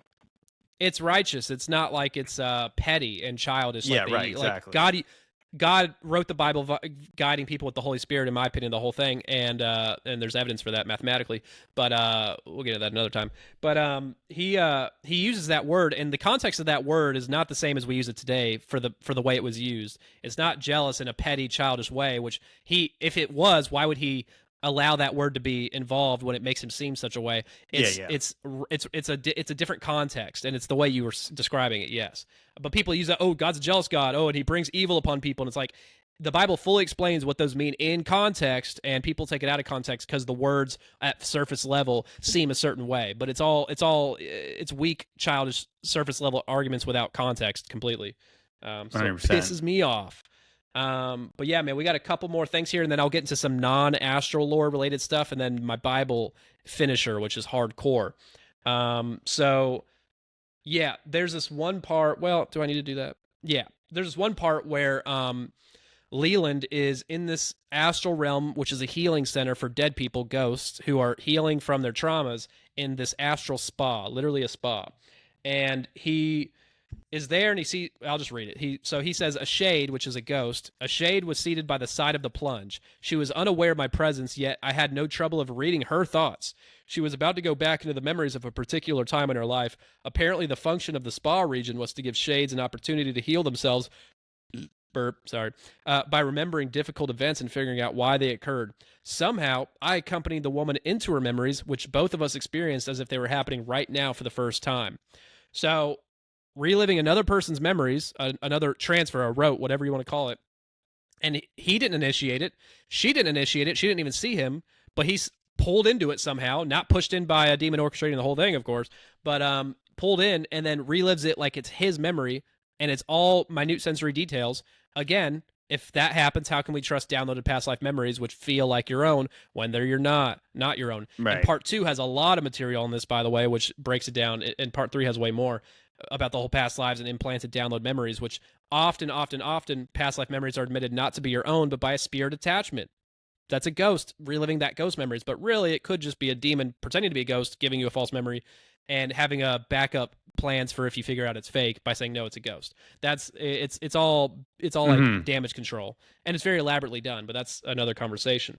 Now, I guess I already talked about so now I'm going to skip a little bit and go to the non-astral lore stuff, which is very important. And one is in my dream chapter, because I believe they can infiltrate and will infiltrate dreams for consent harvesting purposes and otherwise. And not all of your dreams, but the more vivid ones with character interactions or weird situations with entities might be one, or repetitive memories. But Vicky Joy Anderson, we mentioned Edgar Casey in the beginning of the podcast. He was like the sleeping prophet, right? So when he slept, that's when he got his prophecies. Oh yeah, I mean he was jacked into that source for a while, so he didn't need to grant additional consents or anything. But yeah, it can come to him that way, or he channeled entities which took over his body, and while he was asleep and doesn't remember it, because whenever you're fully possessed, that makes sense too. He did. I think he did both, but he actually, the Akashic Records or the entity that was possessing him said, "Hey, I got this from the Akashic Records." Same concept. But yeah, do you know Vicky Joy Anderson? I'm sure you do, but I want to make sure. What's that? Do you know Vicky Joy Anderson? Yes, I've heard her before. Yeah. Yeah, she's great. I'm a big fan. Her work aligns with mine. I just expand upon it quite a bit with the vision control stuff. But she talks about vision control in dreams because she's had sleep paralysis, shadow people encounters, and crazy dream infiltrations for her whole life for decades and decades. I think she's gets very little to none now since serious deliverance, but she had a lot of family stuff that maybe initiated that, and she had it for decades. So she's had hundreds or thousands plus experiences apparently, and has also interviewed tons and tons of people about this. So this is not just coming from her anymore. It's coming from her own experiences and many other people's who say the same thing. But she believes, and I do, that sleep paralysis, a lot of people have had it. I've had it plenty of times. I'm sure you've had it. A lot of people have had it. if you had sleep paralysis, this is how you can know what I'm talking about here. We believe that that is an astral experience. That is your astral body that's frozen and they're controlling it. Your room that you're seeing with your open eyes are your astral created room that mimics your room, which they can do. But there are reasons why we believe this. One is there are multiple accounts of these people, her especially, many times witnessing things out of place. A mirror or like a window might be a few feet away from where it usually is. Objects in the room might appear that aren't actually there, or vice versa, missing that are there. Colors on the floor or something will be different. There's multiple things that people say are different, and many people have said this. Now, it's led her to the conclusion that this paralysis is your astral body. This is a simulation room, and we now know they have this ability based on everything they've just admitted throughout the lore I've covered today. So they have this ability, and they talk about visiting you in your dreams and turning you into grass. So the dream realm is connected. Astral travelers' guides will tell them, hey, if you go into a dream and you get lucid, you can go from a lucid dream to an astral travel in the real astral realm with an easy transition if you know how. What does that tell you about the nature of these things, first of all? But they admit to this. So if that's true, there's some creepy things that we got to take from that. One is that means the entity you're seeing, the manifestation, the shadow man, the hat man, shadow person, whatever, or aliens sometimes, are probably simulations. And I'm not saying they can't manifest physically in ways. I don't believe that they can't, but that sleep paralysis version is probably this happening. Now, this is where it gets weird. I mean, some people have stories. That sounds exactly like this is like Freddy Krueger. I mean, it sounds like that. Yeah, man. That makes that I've never heard anyone say it like that, but that makes perfect sense. That it's like in a dream. You know, people often get the dream where they're like trying to run from some kind of threat, and they can't move. Like they're trying as hard as they can to run, but they cannot move. So it kind of makes sense that if you believe that you're actually in your room awake, but you cannot move, what that would lead you to do is be afraid. And so through that fear, like this threat actually grows stronger. And yeah, it becomes more real. Yeah, man, that's really good. Yeah, man. And well, I have a crazier add-on to that in just a second, but God, I had a thought and I'm losing it. Hold on, let's see if I get it. Sorry. No, you're good. I do it to myself. I brain fart all the time. But this is a reminder to people. Most people have had sleep paralysis that keep up with these things that we're talking about. The people who follow these things, a lot of them had spiritual encounters, sleep paralysis easily. This is how you know how real this is. Because I bet when you had it, you thought it was really happening to your physical body. I did too. And now I understand, and now I can kind of see there's a slight discrepancy. But the vibe, like, you can't tell it from reality, from illusion, and that makes people think it's physically happening. But I'm not saying it can't happen with like drugs or something or whatever. But I think most of it, especially when you see an entity, I think that's simulation. Now here's a weird thing. There's multiple stories people have of having a sleep paralysis encounter. Instead of seeing a shadow man instantly, they'll see a gray alien, right? And I believe they're real and their meat suits possessed by definitely demons, and they have tech and ships, yes, but they have these stories where these grays will show up, and you'll look at them, open your eyes with sleep paralysis, and you'll see them, and they'll act surprised that you can see them and be upset, and then they'll immediately press a button on their belt technologically, and this technology transforms and shapeshifts them instantly into a shadow person in front of their eyes, their astral eyes maybe. Demons, and Now, what is this message conveying? If this is real, and this is a real sleep paralysis encounter, and it's not a simulation, then that means, wait a minute, are shadow people just aliens with technology? That's a crazy return on investment they're getting for this huge operation that millions of people have had for what, spooking you a little bit? And maybe there's no consent law with physical aliens, so what does that matter? It doesn't make any sense why they would be doing that so much and risking their getting sighted that often. And this has happened to multiple people. Or if it is a simulation, and I'm not crazy, and I'm not a schizophrenic, then what they're doing is planting a false flag of disinformation in a fake experience that is making you believe that the phenomena of these spiritual encounters are more physical and alien, literal alien, as opposed to demonic, instead of, what we believe it is. So it is kind of genius because they're planting little bits of disinformation. There is tons of this in the fake memory downloads, which we talk about in later parts and also in my book. There is tons of examples of these exact scenarios of planting disinformation, which, by the way, they do it all the time in real life. Why wouldn't demons who are smarter than humans be doing it in the astral psyops, which it's all a psyop? There's so much deception. It is called the Great Deception in the Bible for a reason, and people need to understand that it's going to be elaborate and full so many believers. So this is the kind of stuff not everybody, but some people need to be thinking about as being possible and part of these deceptions, so we can explain to Gnostics and New Agers having experiences that are so convincing, no, this is what's happening, and there's actually logic and case studies to back it up. Sleep paralysis, a lot of people have had it.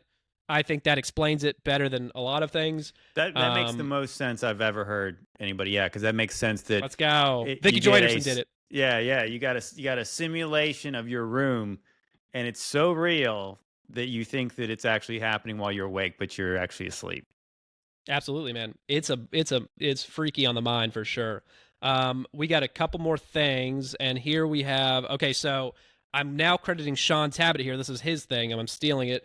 But he talks about, he's an NDE researcher. He has the book, The NDE Conspiracy, great book.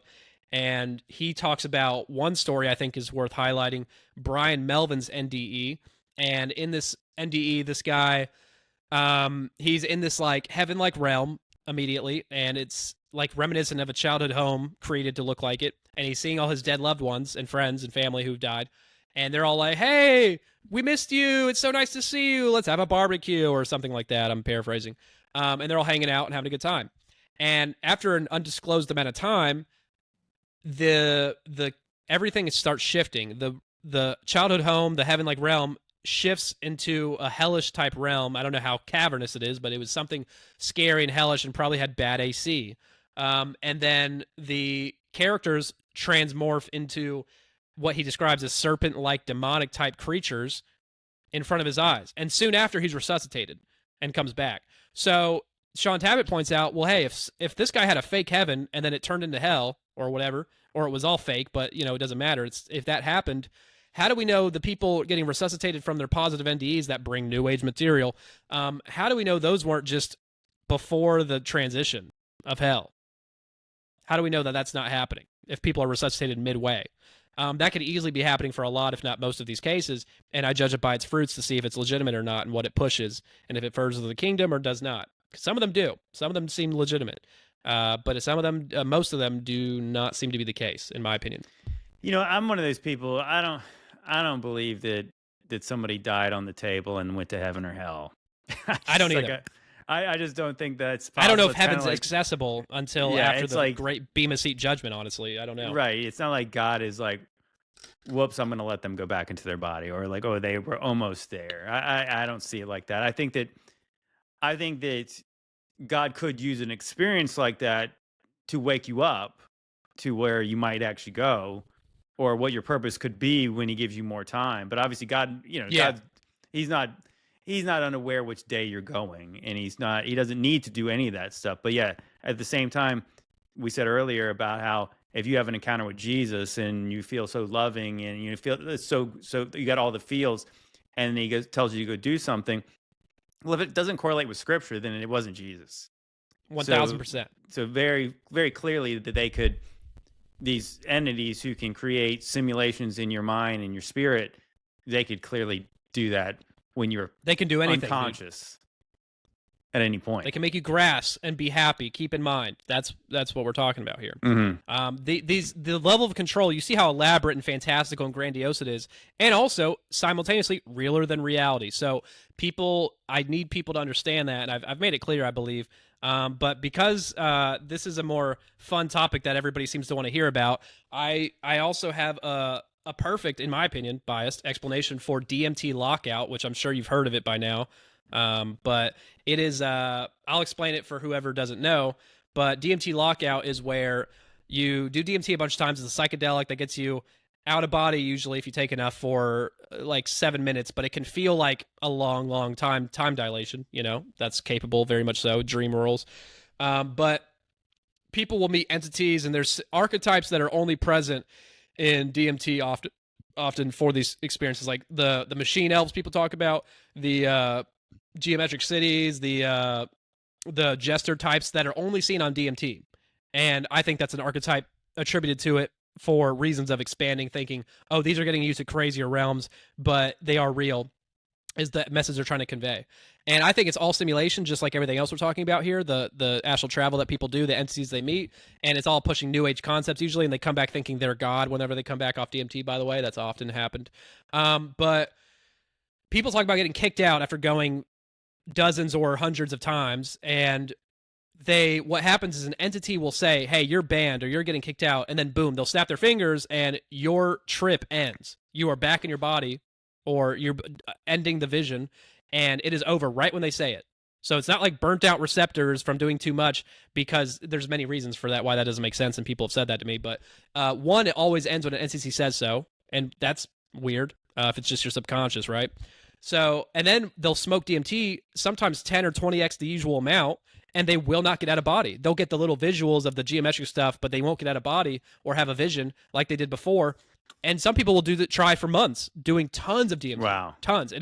So that's, again, evidence that this is not an innate ability to get you out of body, because this means it's entity facilitated, because entities are choosing to take you out of body or not. If it was your own power, then this drug that easily gets everybody out of body super, super easily, it would get you out of body, would it not? But it's not. Yeah, whenever they choose. If it was just some kind of a chemical response to this drug that, created you hallucinated when you took this drug.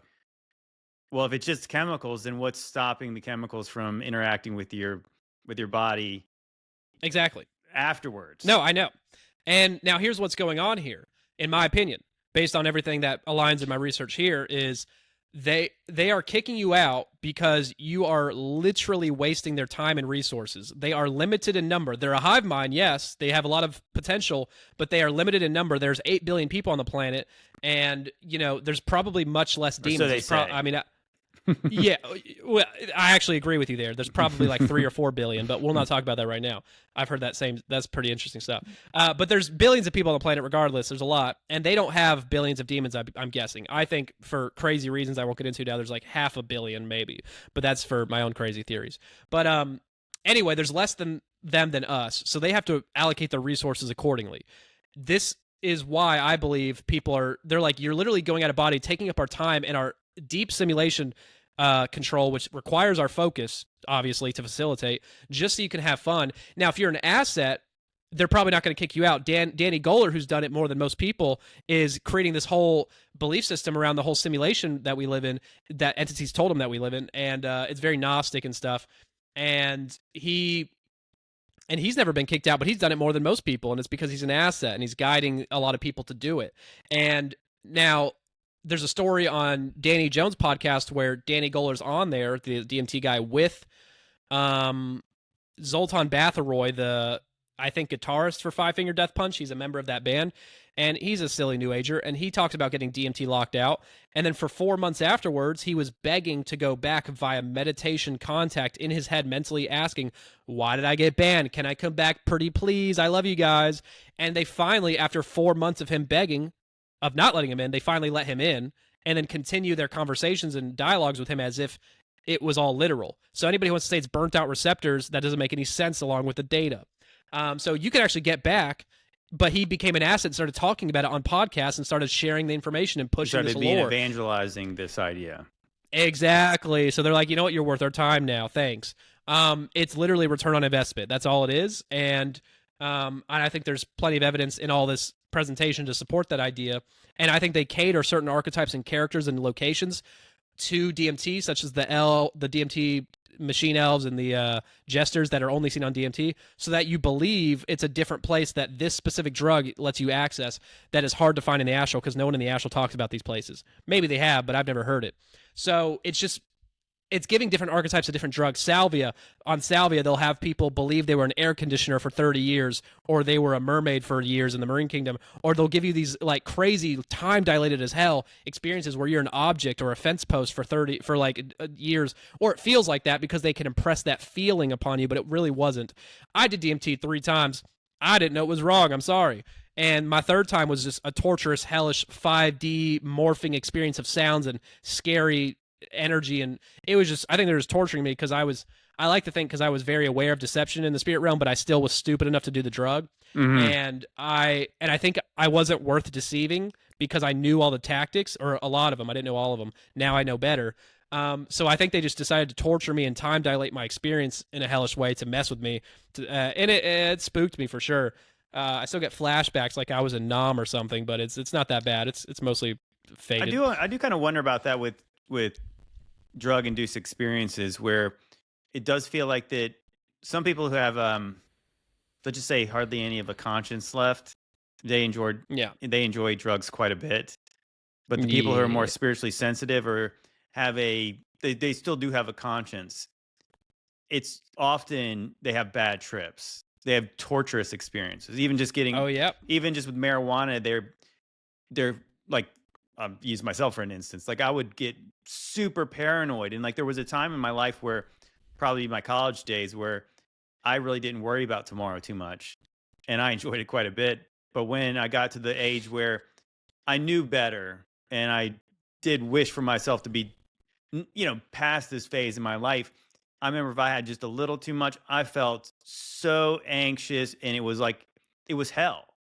So yeah. then you have these people do like mushrooms and LSD, and they have these horrible trips, and then certain people just look like they have the They have the best time best of time their whole ever. life. I've Yeah, so never you're had like, that on psychedelics ever. so what? Yeah, And I what it is about certain people who do have the best time ever versus the people that have horrible trips? Because we're talking about, like, again, dude, if this is just a chemical response, like, why isn't it more similar?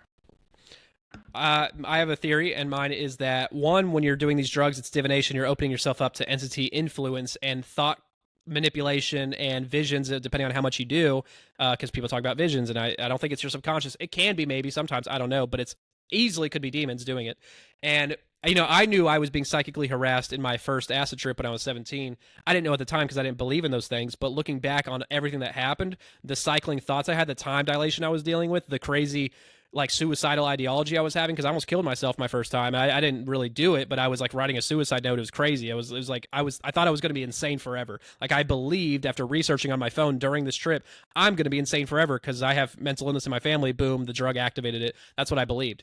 So my thoughts were insane and very time dilated. Like I'm thinking about 30 to 40 times faster, and time has slowed down about that much. It felt in the middle of the trip, and I what I think is going on is, if they think they can't fool you with the love and light feelings, they will do that. I think they will torture you, because you could go, oh, it's illusion harvesting, which is the Gnostic thing. Now, I'm not saying there's no such thing as energy harvesting or pain and suffering and whatever. That's probably a thing. But when you look into the Gnostic lore, that is the ultimate source of reasoning for the archonic control. It is all for resources for your illusion harvesting.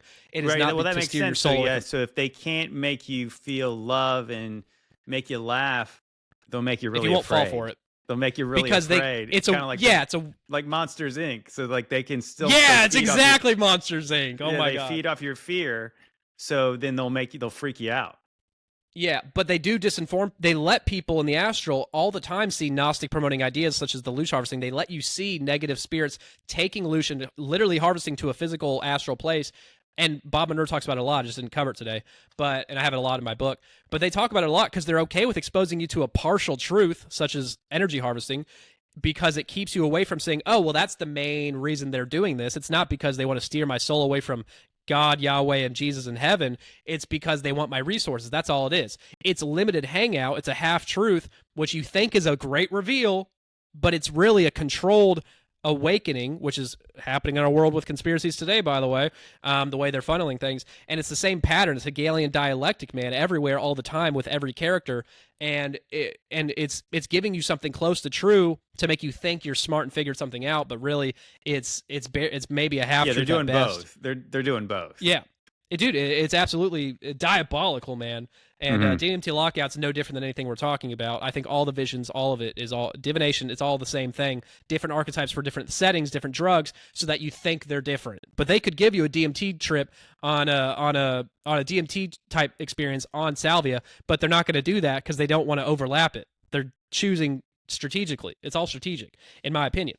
Now, we're on the Bible stuff now, and this is where I'm going to defend myself scripturally, which I'm sure y'all are going to love it. You already brought it up, 1 Kings 22. And I guess I already know the story. I'll just kind of relay it in my own silly way. But in 1 Kings 22 in the Bible, you have King Ahab, which is at a point in time the northern tribe, the 10 tribes of Israel. He's the king, and he's like a pagan, kind of evil douchebag. And then you have Jehoshaphat, which is the southern tribe kingdom king. And I think their kids are married, so they're like in-laws. But regardless of that, they're hanging out. And Ahab is asking Jehoshaphat to join forces so they can attack Ramoth Gilead, or how, if I'm saying that right, and attack them and plunder them. And so Jehoshaphat's like, I don't know, like, how does the Lord feel about it? Shouldn't we consult the prophets? First they go to all the Ahab's prophets, who probably all. Well, I was getting there. I was just telling it a bit sloppy. Okay. Sorry. No, but I'm getting there. So they go to the prophets because Ahab's like, we should ask the prophets. And he's like, yeah, okay, whatever, fine. And then he gets 400 literal number divinators, pagan, false prophets. Like, they're not chosen prophets of Yahweh. They are occultists, essentially. Probably prophets of Baal. Yeah, basically. And so they're prophesying great fortune, great success. You're gonna kick butt in this war. Don't worry about it. You're gonna do great. And all 400 say the same thing, and it insinuates. It doesn't say directly that they have a vision of this, like a mind's eye thing, which is remote viewing. That's what remote viewing is. I think it's the same thing happening here. So they all potentially see a matching vision. If not a vision, they're getting a matching download of information, which I believe is coming with a vision, the way they describe it. Micaiah, well, I'll get to that. So then Jehoshaphat's like, Ahab's like, see, look, we're going to do great. Don't worry about it. And Jehoshaphat's like, I don't know. I'm getting a weird feeling about this, even though it's obvious they're not men of God Yahweh. Jehoshaphat's probably not that intelligent, seeing that this is clearly demonic. But he's like, what? Can we get one more true man of God who we for sure know is a follower of Yahweh, blah, blah, blah. And Ahab's like, fine, whatever. We'll get Micaiah, which is truly one. And he says, but I don't like him because he's previously prophesied bad fortune unto me. He never tells me anything good. Yeah, which just means he's probably telling him the truth. Yeah, right, exactly. Anyway, exactly. So they go get Ahab. This messenger fetches for him, and the messenger tells fetches Micaiah and tells him, hey, bro, stick to the script. We're going to go to this war, so don't mess anything up, okay? And he's like, I'm going to tell him whatever God tells me to say. Hell yeah, let's go, brother. And then he shows up and gives this. So he at first is sarcastically making fun of them like a G and tells them exactly what he wants to hear and sarcastically. And then Ahab's like, shut the hell up, dog. I know you're playing with me. Tell me the truth. And shouldn't have said that, because this is where God jacks into Micaiah and gives him a vision of what really happened. And he says he sees God in a vision. So I'm assuming the other prophets had a vision too for that reason. But he says he sees God and his heavenly council communing about what to do about Ahab, who's becoming a real problem for the Israelites. And they're discussing what they should do. Now, God knows what to do at all times, but he wants to have his creation, his children, play out scenarios on their own behalf and not be micromanaging everything. So he's like, what should we do? He's becoming a real problem, basically. And one of the angels or spirits, it's not necessarily for sure if it's an angel or even a dark spirit. I don't think it is, but it could potentially be. But he says, hey, what if I go down there and be a lying spirit in the mouths of the prophets, which is... And then God says, that's a great idea. You're going to be successful. Go do it. So he's telling Ahab this lying spirit possessed or hijacked the intel, potentially the visions as well, and the downloaded information with these future psychic readings of the future, and gave you matching testimonies to 400 prophets without fail, without them knowing they were hijacked. What does that tell you if an angel or potentially a dark spirit can do that, and all these psyops are happening with New Age material? Well, it's obvious that demons and fallen have the exact same ability, and they don't have more power, but they have the same power. And whenever you divination, you're just granting rights to these beings to deceive you, which God tells you not to do it, and he tells you there's going to be false visions, and we'll get into verses in a second, but it's the Bible telling you spirits can control your psychic information perfectly to 400 people without any of them knowing, and it matches them perfectly. Now, if that doesn't reveal what I'm saying here is biblically defended, I don't know what to tell you, but there's more verses, and I'll read a couple of them just so people get an idea. But there is, and I have more that I put in my new version of the book. That's a good one, but it is interesting. Part of what God was doing was that I think I want to say it was Elijah might have prophesied what was going to happen to Ahab and Jezebel already. And so this is when Oh, he God did. Yeah. decided that this prophecy was going to come true. So he was going to make sure that this failed. So this fulfilled this other thing that he had already said. Yeah. Well, I guess I should finish by saying after he tells Ahab this, Micaiah then says, "And if you go to war, you're gonna die." And which he ended up getting shot by a stray random arrow and died days later. Now and he sent Micaiah to prison, sad. But what's crazy is here people would go, "See, look, God deceived someone. He lied to them with these fake visions." And I'm like, first of all, they did divination, they were asking for it. Second of all, he didn't lie because he brought Micaiah to then give him the full truth before any decisions were made, and he gave him a choice. He said, "You can repent and follow me and do what's right, or you can listen to your own heart's desires, which the demons played upon, and you can go with what you want."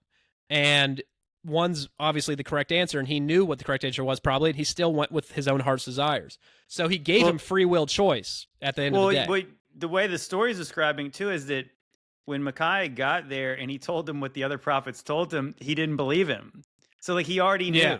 He already knew that what he wanted to be true likely was not. He just wanted to true. convince Jehoshaphat. Right. Yeah, exactly. He was going to do what he wanted to do. But yeah, so he already knew that Micaiah told him a lie when he was being sarcastic. So yeah, exactly. That's another great point. Thank you. Yeah. So there's more verses that use these phrases, and I'll get into one of them. Jeremiah 23:32 says, "Behold, I am against those who prophesy false dreams, says the Lord, and tell them and cause my people to err by their lives and by their recklessness. Yet I did not send them or command them. Therefore they shall not profit my people at all, says the Lord." You have Deuteronomy 13:1-3. "If there arises among you a prophet or dreamer of dreams, and he gives you a sign or wonder, and the sign or wonder comes to pass," meaning you will get prophetic dreams. Does it mean it's from God? No. Or of which he spoke to you, saying, "Let us go after other gods which you have not known, and let us serve them. You shall not listen to those words of that prophet or that dreamer of dreams, for the Lord your God is testing you to know whether you love the Lord your God with all your heart and with all your soul." Telling you will be tested. Don't fall for deceptive dreams and visions. What is a deceptive dream or vision? Well, it sounds like it's a powerful spiritual experience that's convincing, and that means it must have some nuance to it, and that means it must have some realistic energy to it, and it convinces you to go after other gods. That's how convincing these false dreams and false visions are. And what does false mean? It means it's a lie. It means it's made up. Does that mean they're making up visions to convince you to do, like, that means vision control? It's telling you vision control. It's just not using it plainly stated out. And what it's Ezekiel also saying 13 there, I pointed this out, is that when this happens, God is testing you. So it's almost very similar to the story we just talked about with Ahab, is that God put the lying spirit in this mouth of this prophet. So it's God who's actually making sure that you know what's true versus what's not true. So he's testing you when that false prophet comes in. So it's not just judgment on this false prophet, it's judgment on you if you listen. Yeah, and it's all usually you're opening yourself up to deception when you choose to do divination, for example. So you're asking to be deceived, essentially, is what exactly God is saying here. And then there's more verses like Ezekiel 6:13, 6-7.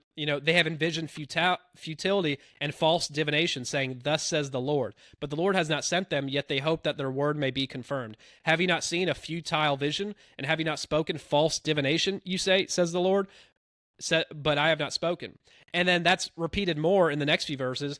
And then Ezekiel 13:23, Ezekiel 21:29, Ezekiel 22:28, Zechariah 10:12 or 10:2, Lamentations 2:14, all use the words false vision or false dream. And also Jeremiah 23:16, Matthew 7:15-16, or not that one, but the same idea is there.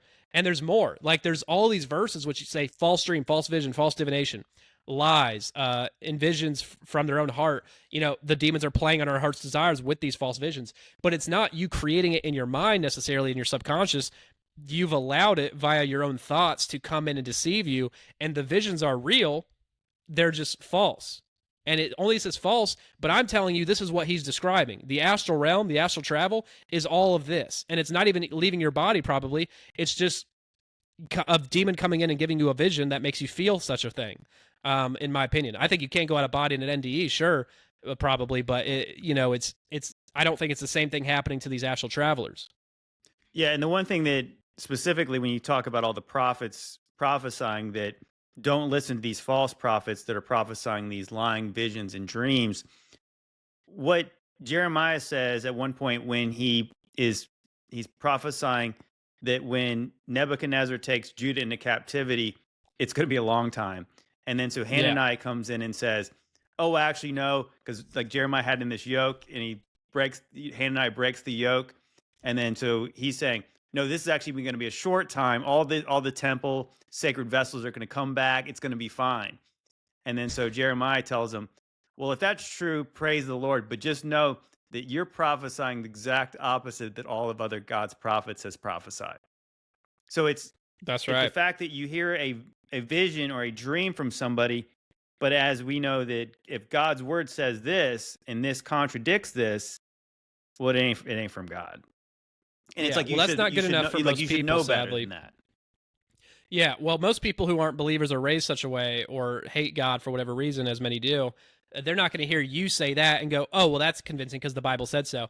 But then this is why I'm doing this presentation and this material, because I'm showing the New Agers that astral travelers are getting their inspiration from, the top guys who are doing it for more times than anybody else, are literally admitting, shooting themselves in the foot, admitting the control they don't have and the control that these beings have.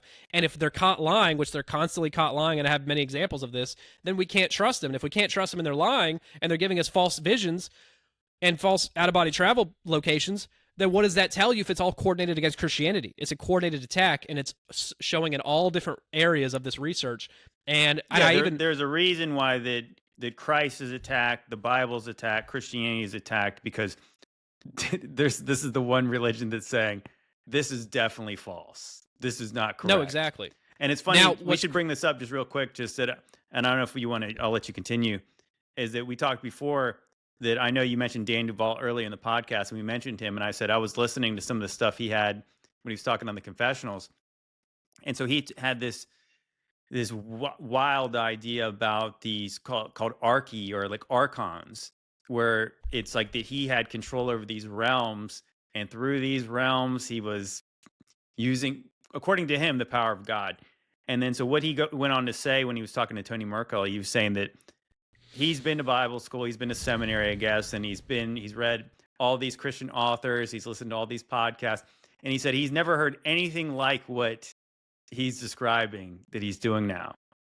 Like I said, just talking about like Jeremiah saying, you like, that would be great if that's true, but just know that everything you're saying contradicts all the other prophets that came before you.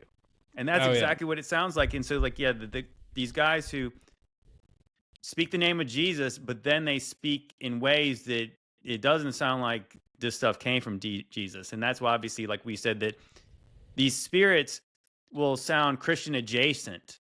They'll use the Christian terminology, but the place they're taking you is the same place. And it's the, it might take you longer to get there if you do have some kind of biblical understanding, but they're going to get you there the more you listen to them.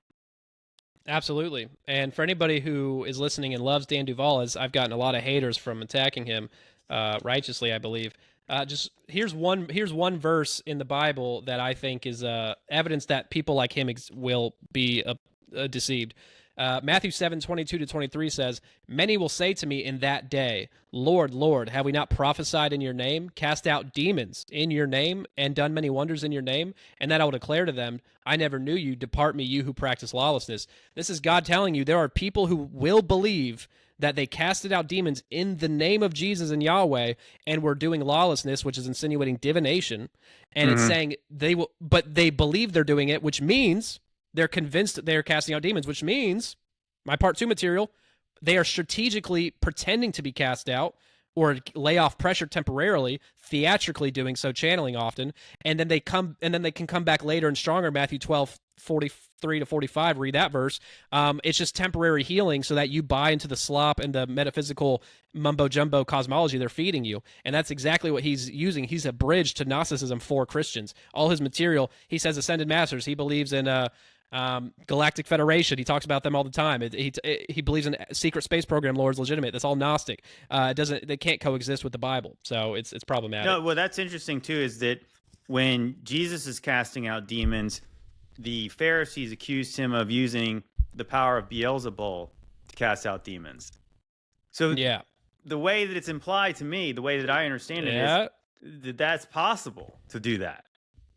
I Because need to Jesus, take that and take right? that Because you're exact like, what example. I have not used is that. this a is this a false version of an exorcism versus one that's actually Which a means real it's one? theatrics. It's not you're actually healing them with the name of Beelzebub. It means they're theatrically putting on a show for you. Which Yeah, I'll talk more about that in another session. But I think regular Christian exorcisms that aren't outlandish like Duval are also victim to being theatrically tricked and having their methodology teach to them by trial and error, because most of it comes from trial and error. yeah, Their lying. It's teachings. like lying signs and wonders. So Yeah, it's the elaborate though. magicians So in Egypt could also do magic. They were keeping up with Moses and Aaron for like a minute. So they weren't saying yeah, like that they were just creating illusions. They were actually doing some magic. So it's like that the demonic does have power, and yeah, it's like they want you to believe that this is the actual legitimate power. And it's like the same thing we were talking about in Deuteronomy when it's saying this guy's going to give you a prophecy and it's going to come true. So that's not the only sign of a prophet. The sign of the prophet is actually is what his doctrine is too. Is he keeping along with the commandments of God? Is he talking about the yeah. statutes of God and the way that you worship the one true God? If he says, if he told you a prophecy, it came true, if he cast out a demon and you saw it, that doesn't mean listen to everything he says after that. You obviously still have to make sure that he's on point. Exactly. And all these these people following these one-off prophets who get a prophecy right, which are, demonic analytical ability of the hive mind stuff, probably.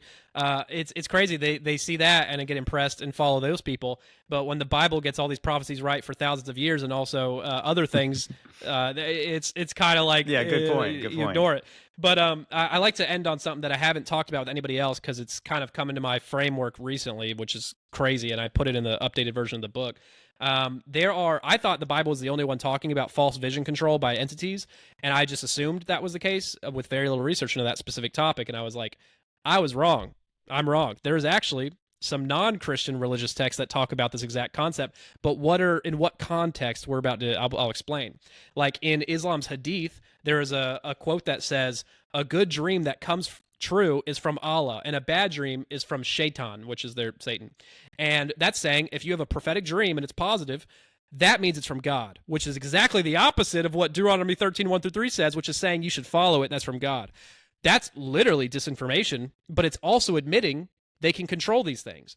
And then it's also saying, if it's a bad dream, it comes from the negative forces, which is making you think that demonic forces are only going to do negative stuff and not positive stuff to manipulate you, which is their entire game, actually. So it's literally disinformation in the Islamic Hadith.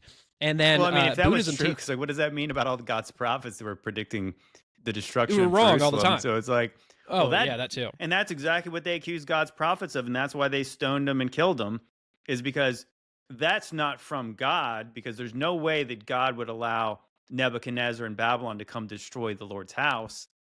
So therefore, let's throw Jeremiah into the cistern and kill him. Interesting. But actually, it was 100% from God, even though it was scary, because it was true.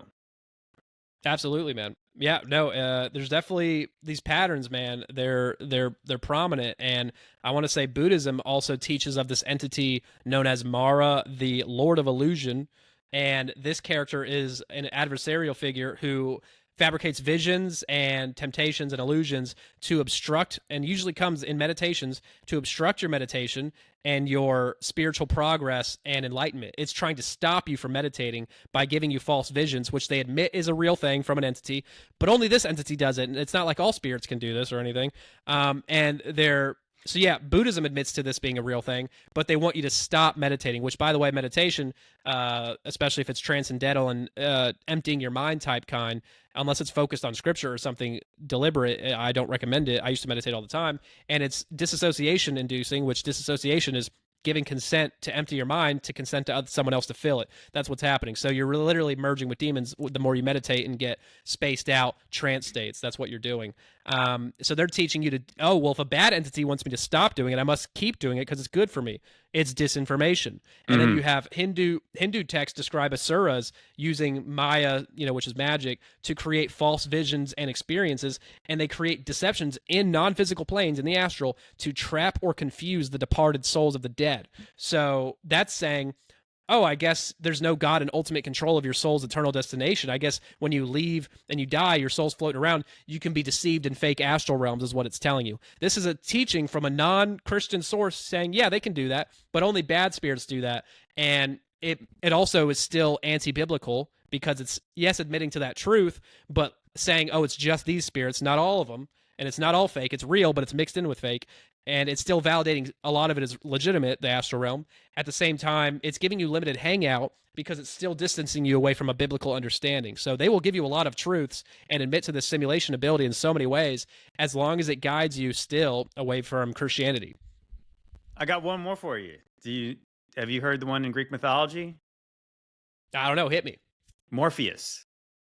Do you know Morpheus is the prophet in the Matrix the black movies? guy, the trench coat. I remember. Yeah, so Morpheus is a like a god of dreams. And so in certain instances, Zeus used Morpheus to implant false dreams into people's heads to get them to manipulate them. Thank you so much. Yeah, so that's the one. Yeah, so yeah, and all those mythologies. Yeah, I mean, it only makes sense. Obviously, when you have dreams or nightmares, we know that God can tell you the truth through your dreams, but we also are aware enough to know that we've had a lot of weird dreams and we have no idea what they mean. But I mean, that's the whole thing. It's like that. I think that God gives you confirmation of things. And as we said, it's not going to contradict the things that he's taught you, the things that you've seen in God's word and the things that Jesus have said. It's not going to contradict that. So you know that, first off, if it contradicts that, automatically throw it out. Now, I don't necessarily mean that if it doesn't contradict it necessarily means it's going to come true, but that's where the Holy Spirit and discernment comes into this. Yeah, I don't think God's going to jack in and give you a prophetic dream unless it absolutely will have some follow through, not some maybe this will happen. It will have follow through, and it will have a purpose that guides you in a positive life direction and probably helping others to further the kingdom in some way. I've never seen an example that I believe that was for any other reason than his own purposes, or to help you come to a certain relationship with him, potentially, maybe that too, or other people. That's what I believe. But my whole point is here, there's so many examples of the Lord admitting itself plainly that this ability is possible, and people tell me it's not possible, and they need to know that this is the main tool of deception. This vision control equals psychic control, information download with remote viewing, with mediumship of any kind, channeling, etc. It's all the same source, unified, doing the same thing, and this vision control concept, demystified, which is what I'm trying to do with my work here, is I think the best argument to make for Christianity, because if this is evidence, undeniable evidence of a unified attack against Christianity from lying spirits who are verifiably liars with the evidence we have here and in my other parts of material. So they're always attacking Christianity in a unified way and using visions and fake memories to do it. And people just can't imagine they're capable of that, but they admit to it so many times. So like, please, I'm trying to get the word out there because I don't hear people talking about it, sadly, like at all. Well, this has been awesome, Seth. I really appreciate this. Yeah, this is something that, yes, I have not really. We've maybe just scratched the surface talking about it, like on the podcast, just like just lightly. But yeah, going into detail, I really appreciate your research. It's actually really good. So, do you want to close this with anything, or is there anything else you'd like to say? Tell people again where they can find you. I got all the meat out. I appreciate everybody dealing with me. I know I rant pretty crazy and talk fast, but I'm working on it. But yeah, I just get in the flow state, you know what I'm saying? But yeah, I guess I think people are going to really appreciate it. Yeah, I hope so. Slow it down if you need to. But I got buy my book, please. I don't care about the money. It's a fun book. I made it, honestly, there's a lot of inappropriate humor in here. I made it silly. I'm trying to convert New Agers and Gnostics. I need to entertain them if I want to manipulate them to becoming a Christian. I'm sorry. I'm a goofy young man.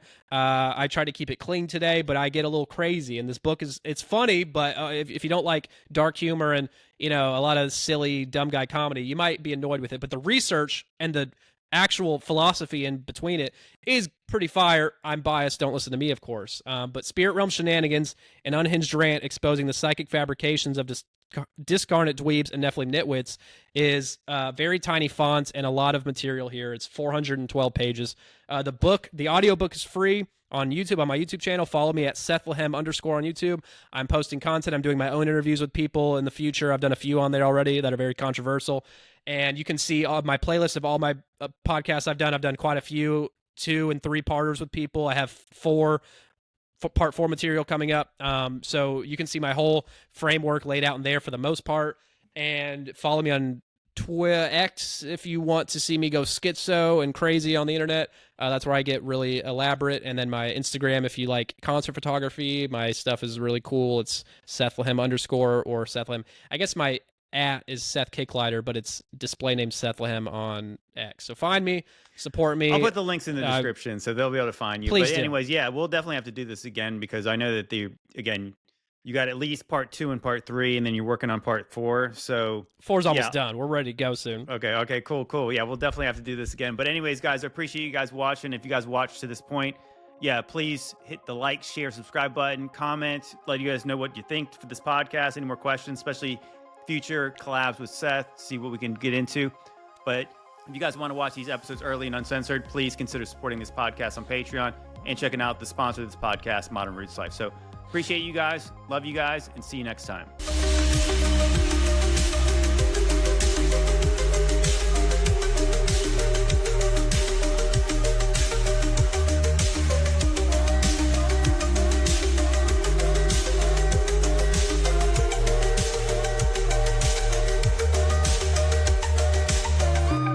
Everyone left me. Everyone deserted me. Jesus was always there. When everyone hated me and walked away, Jesus never walked away.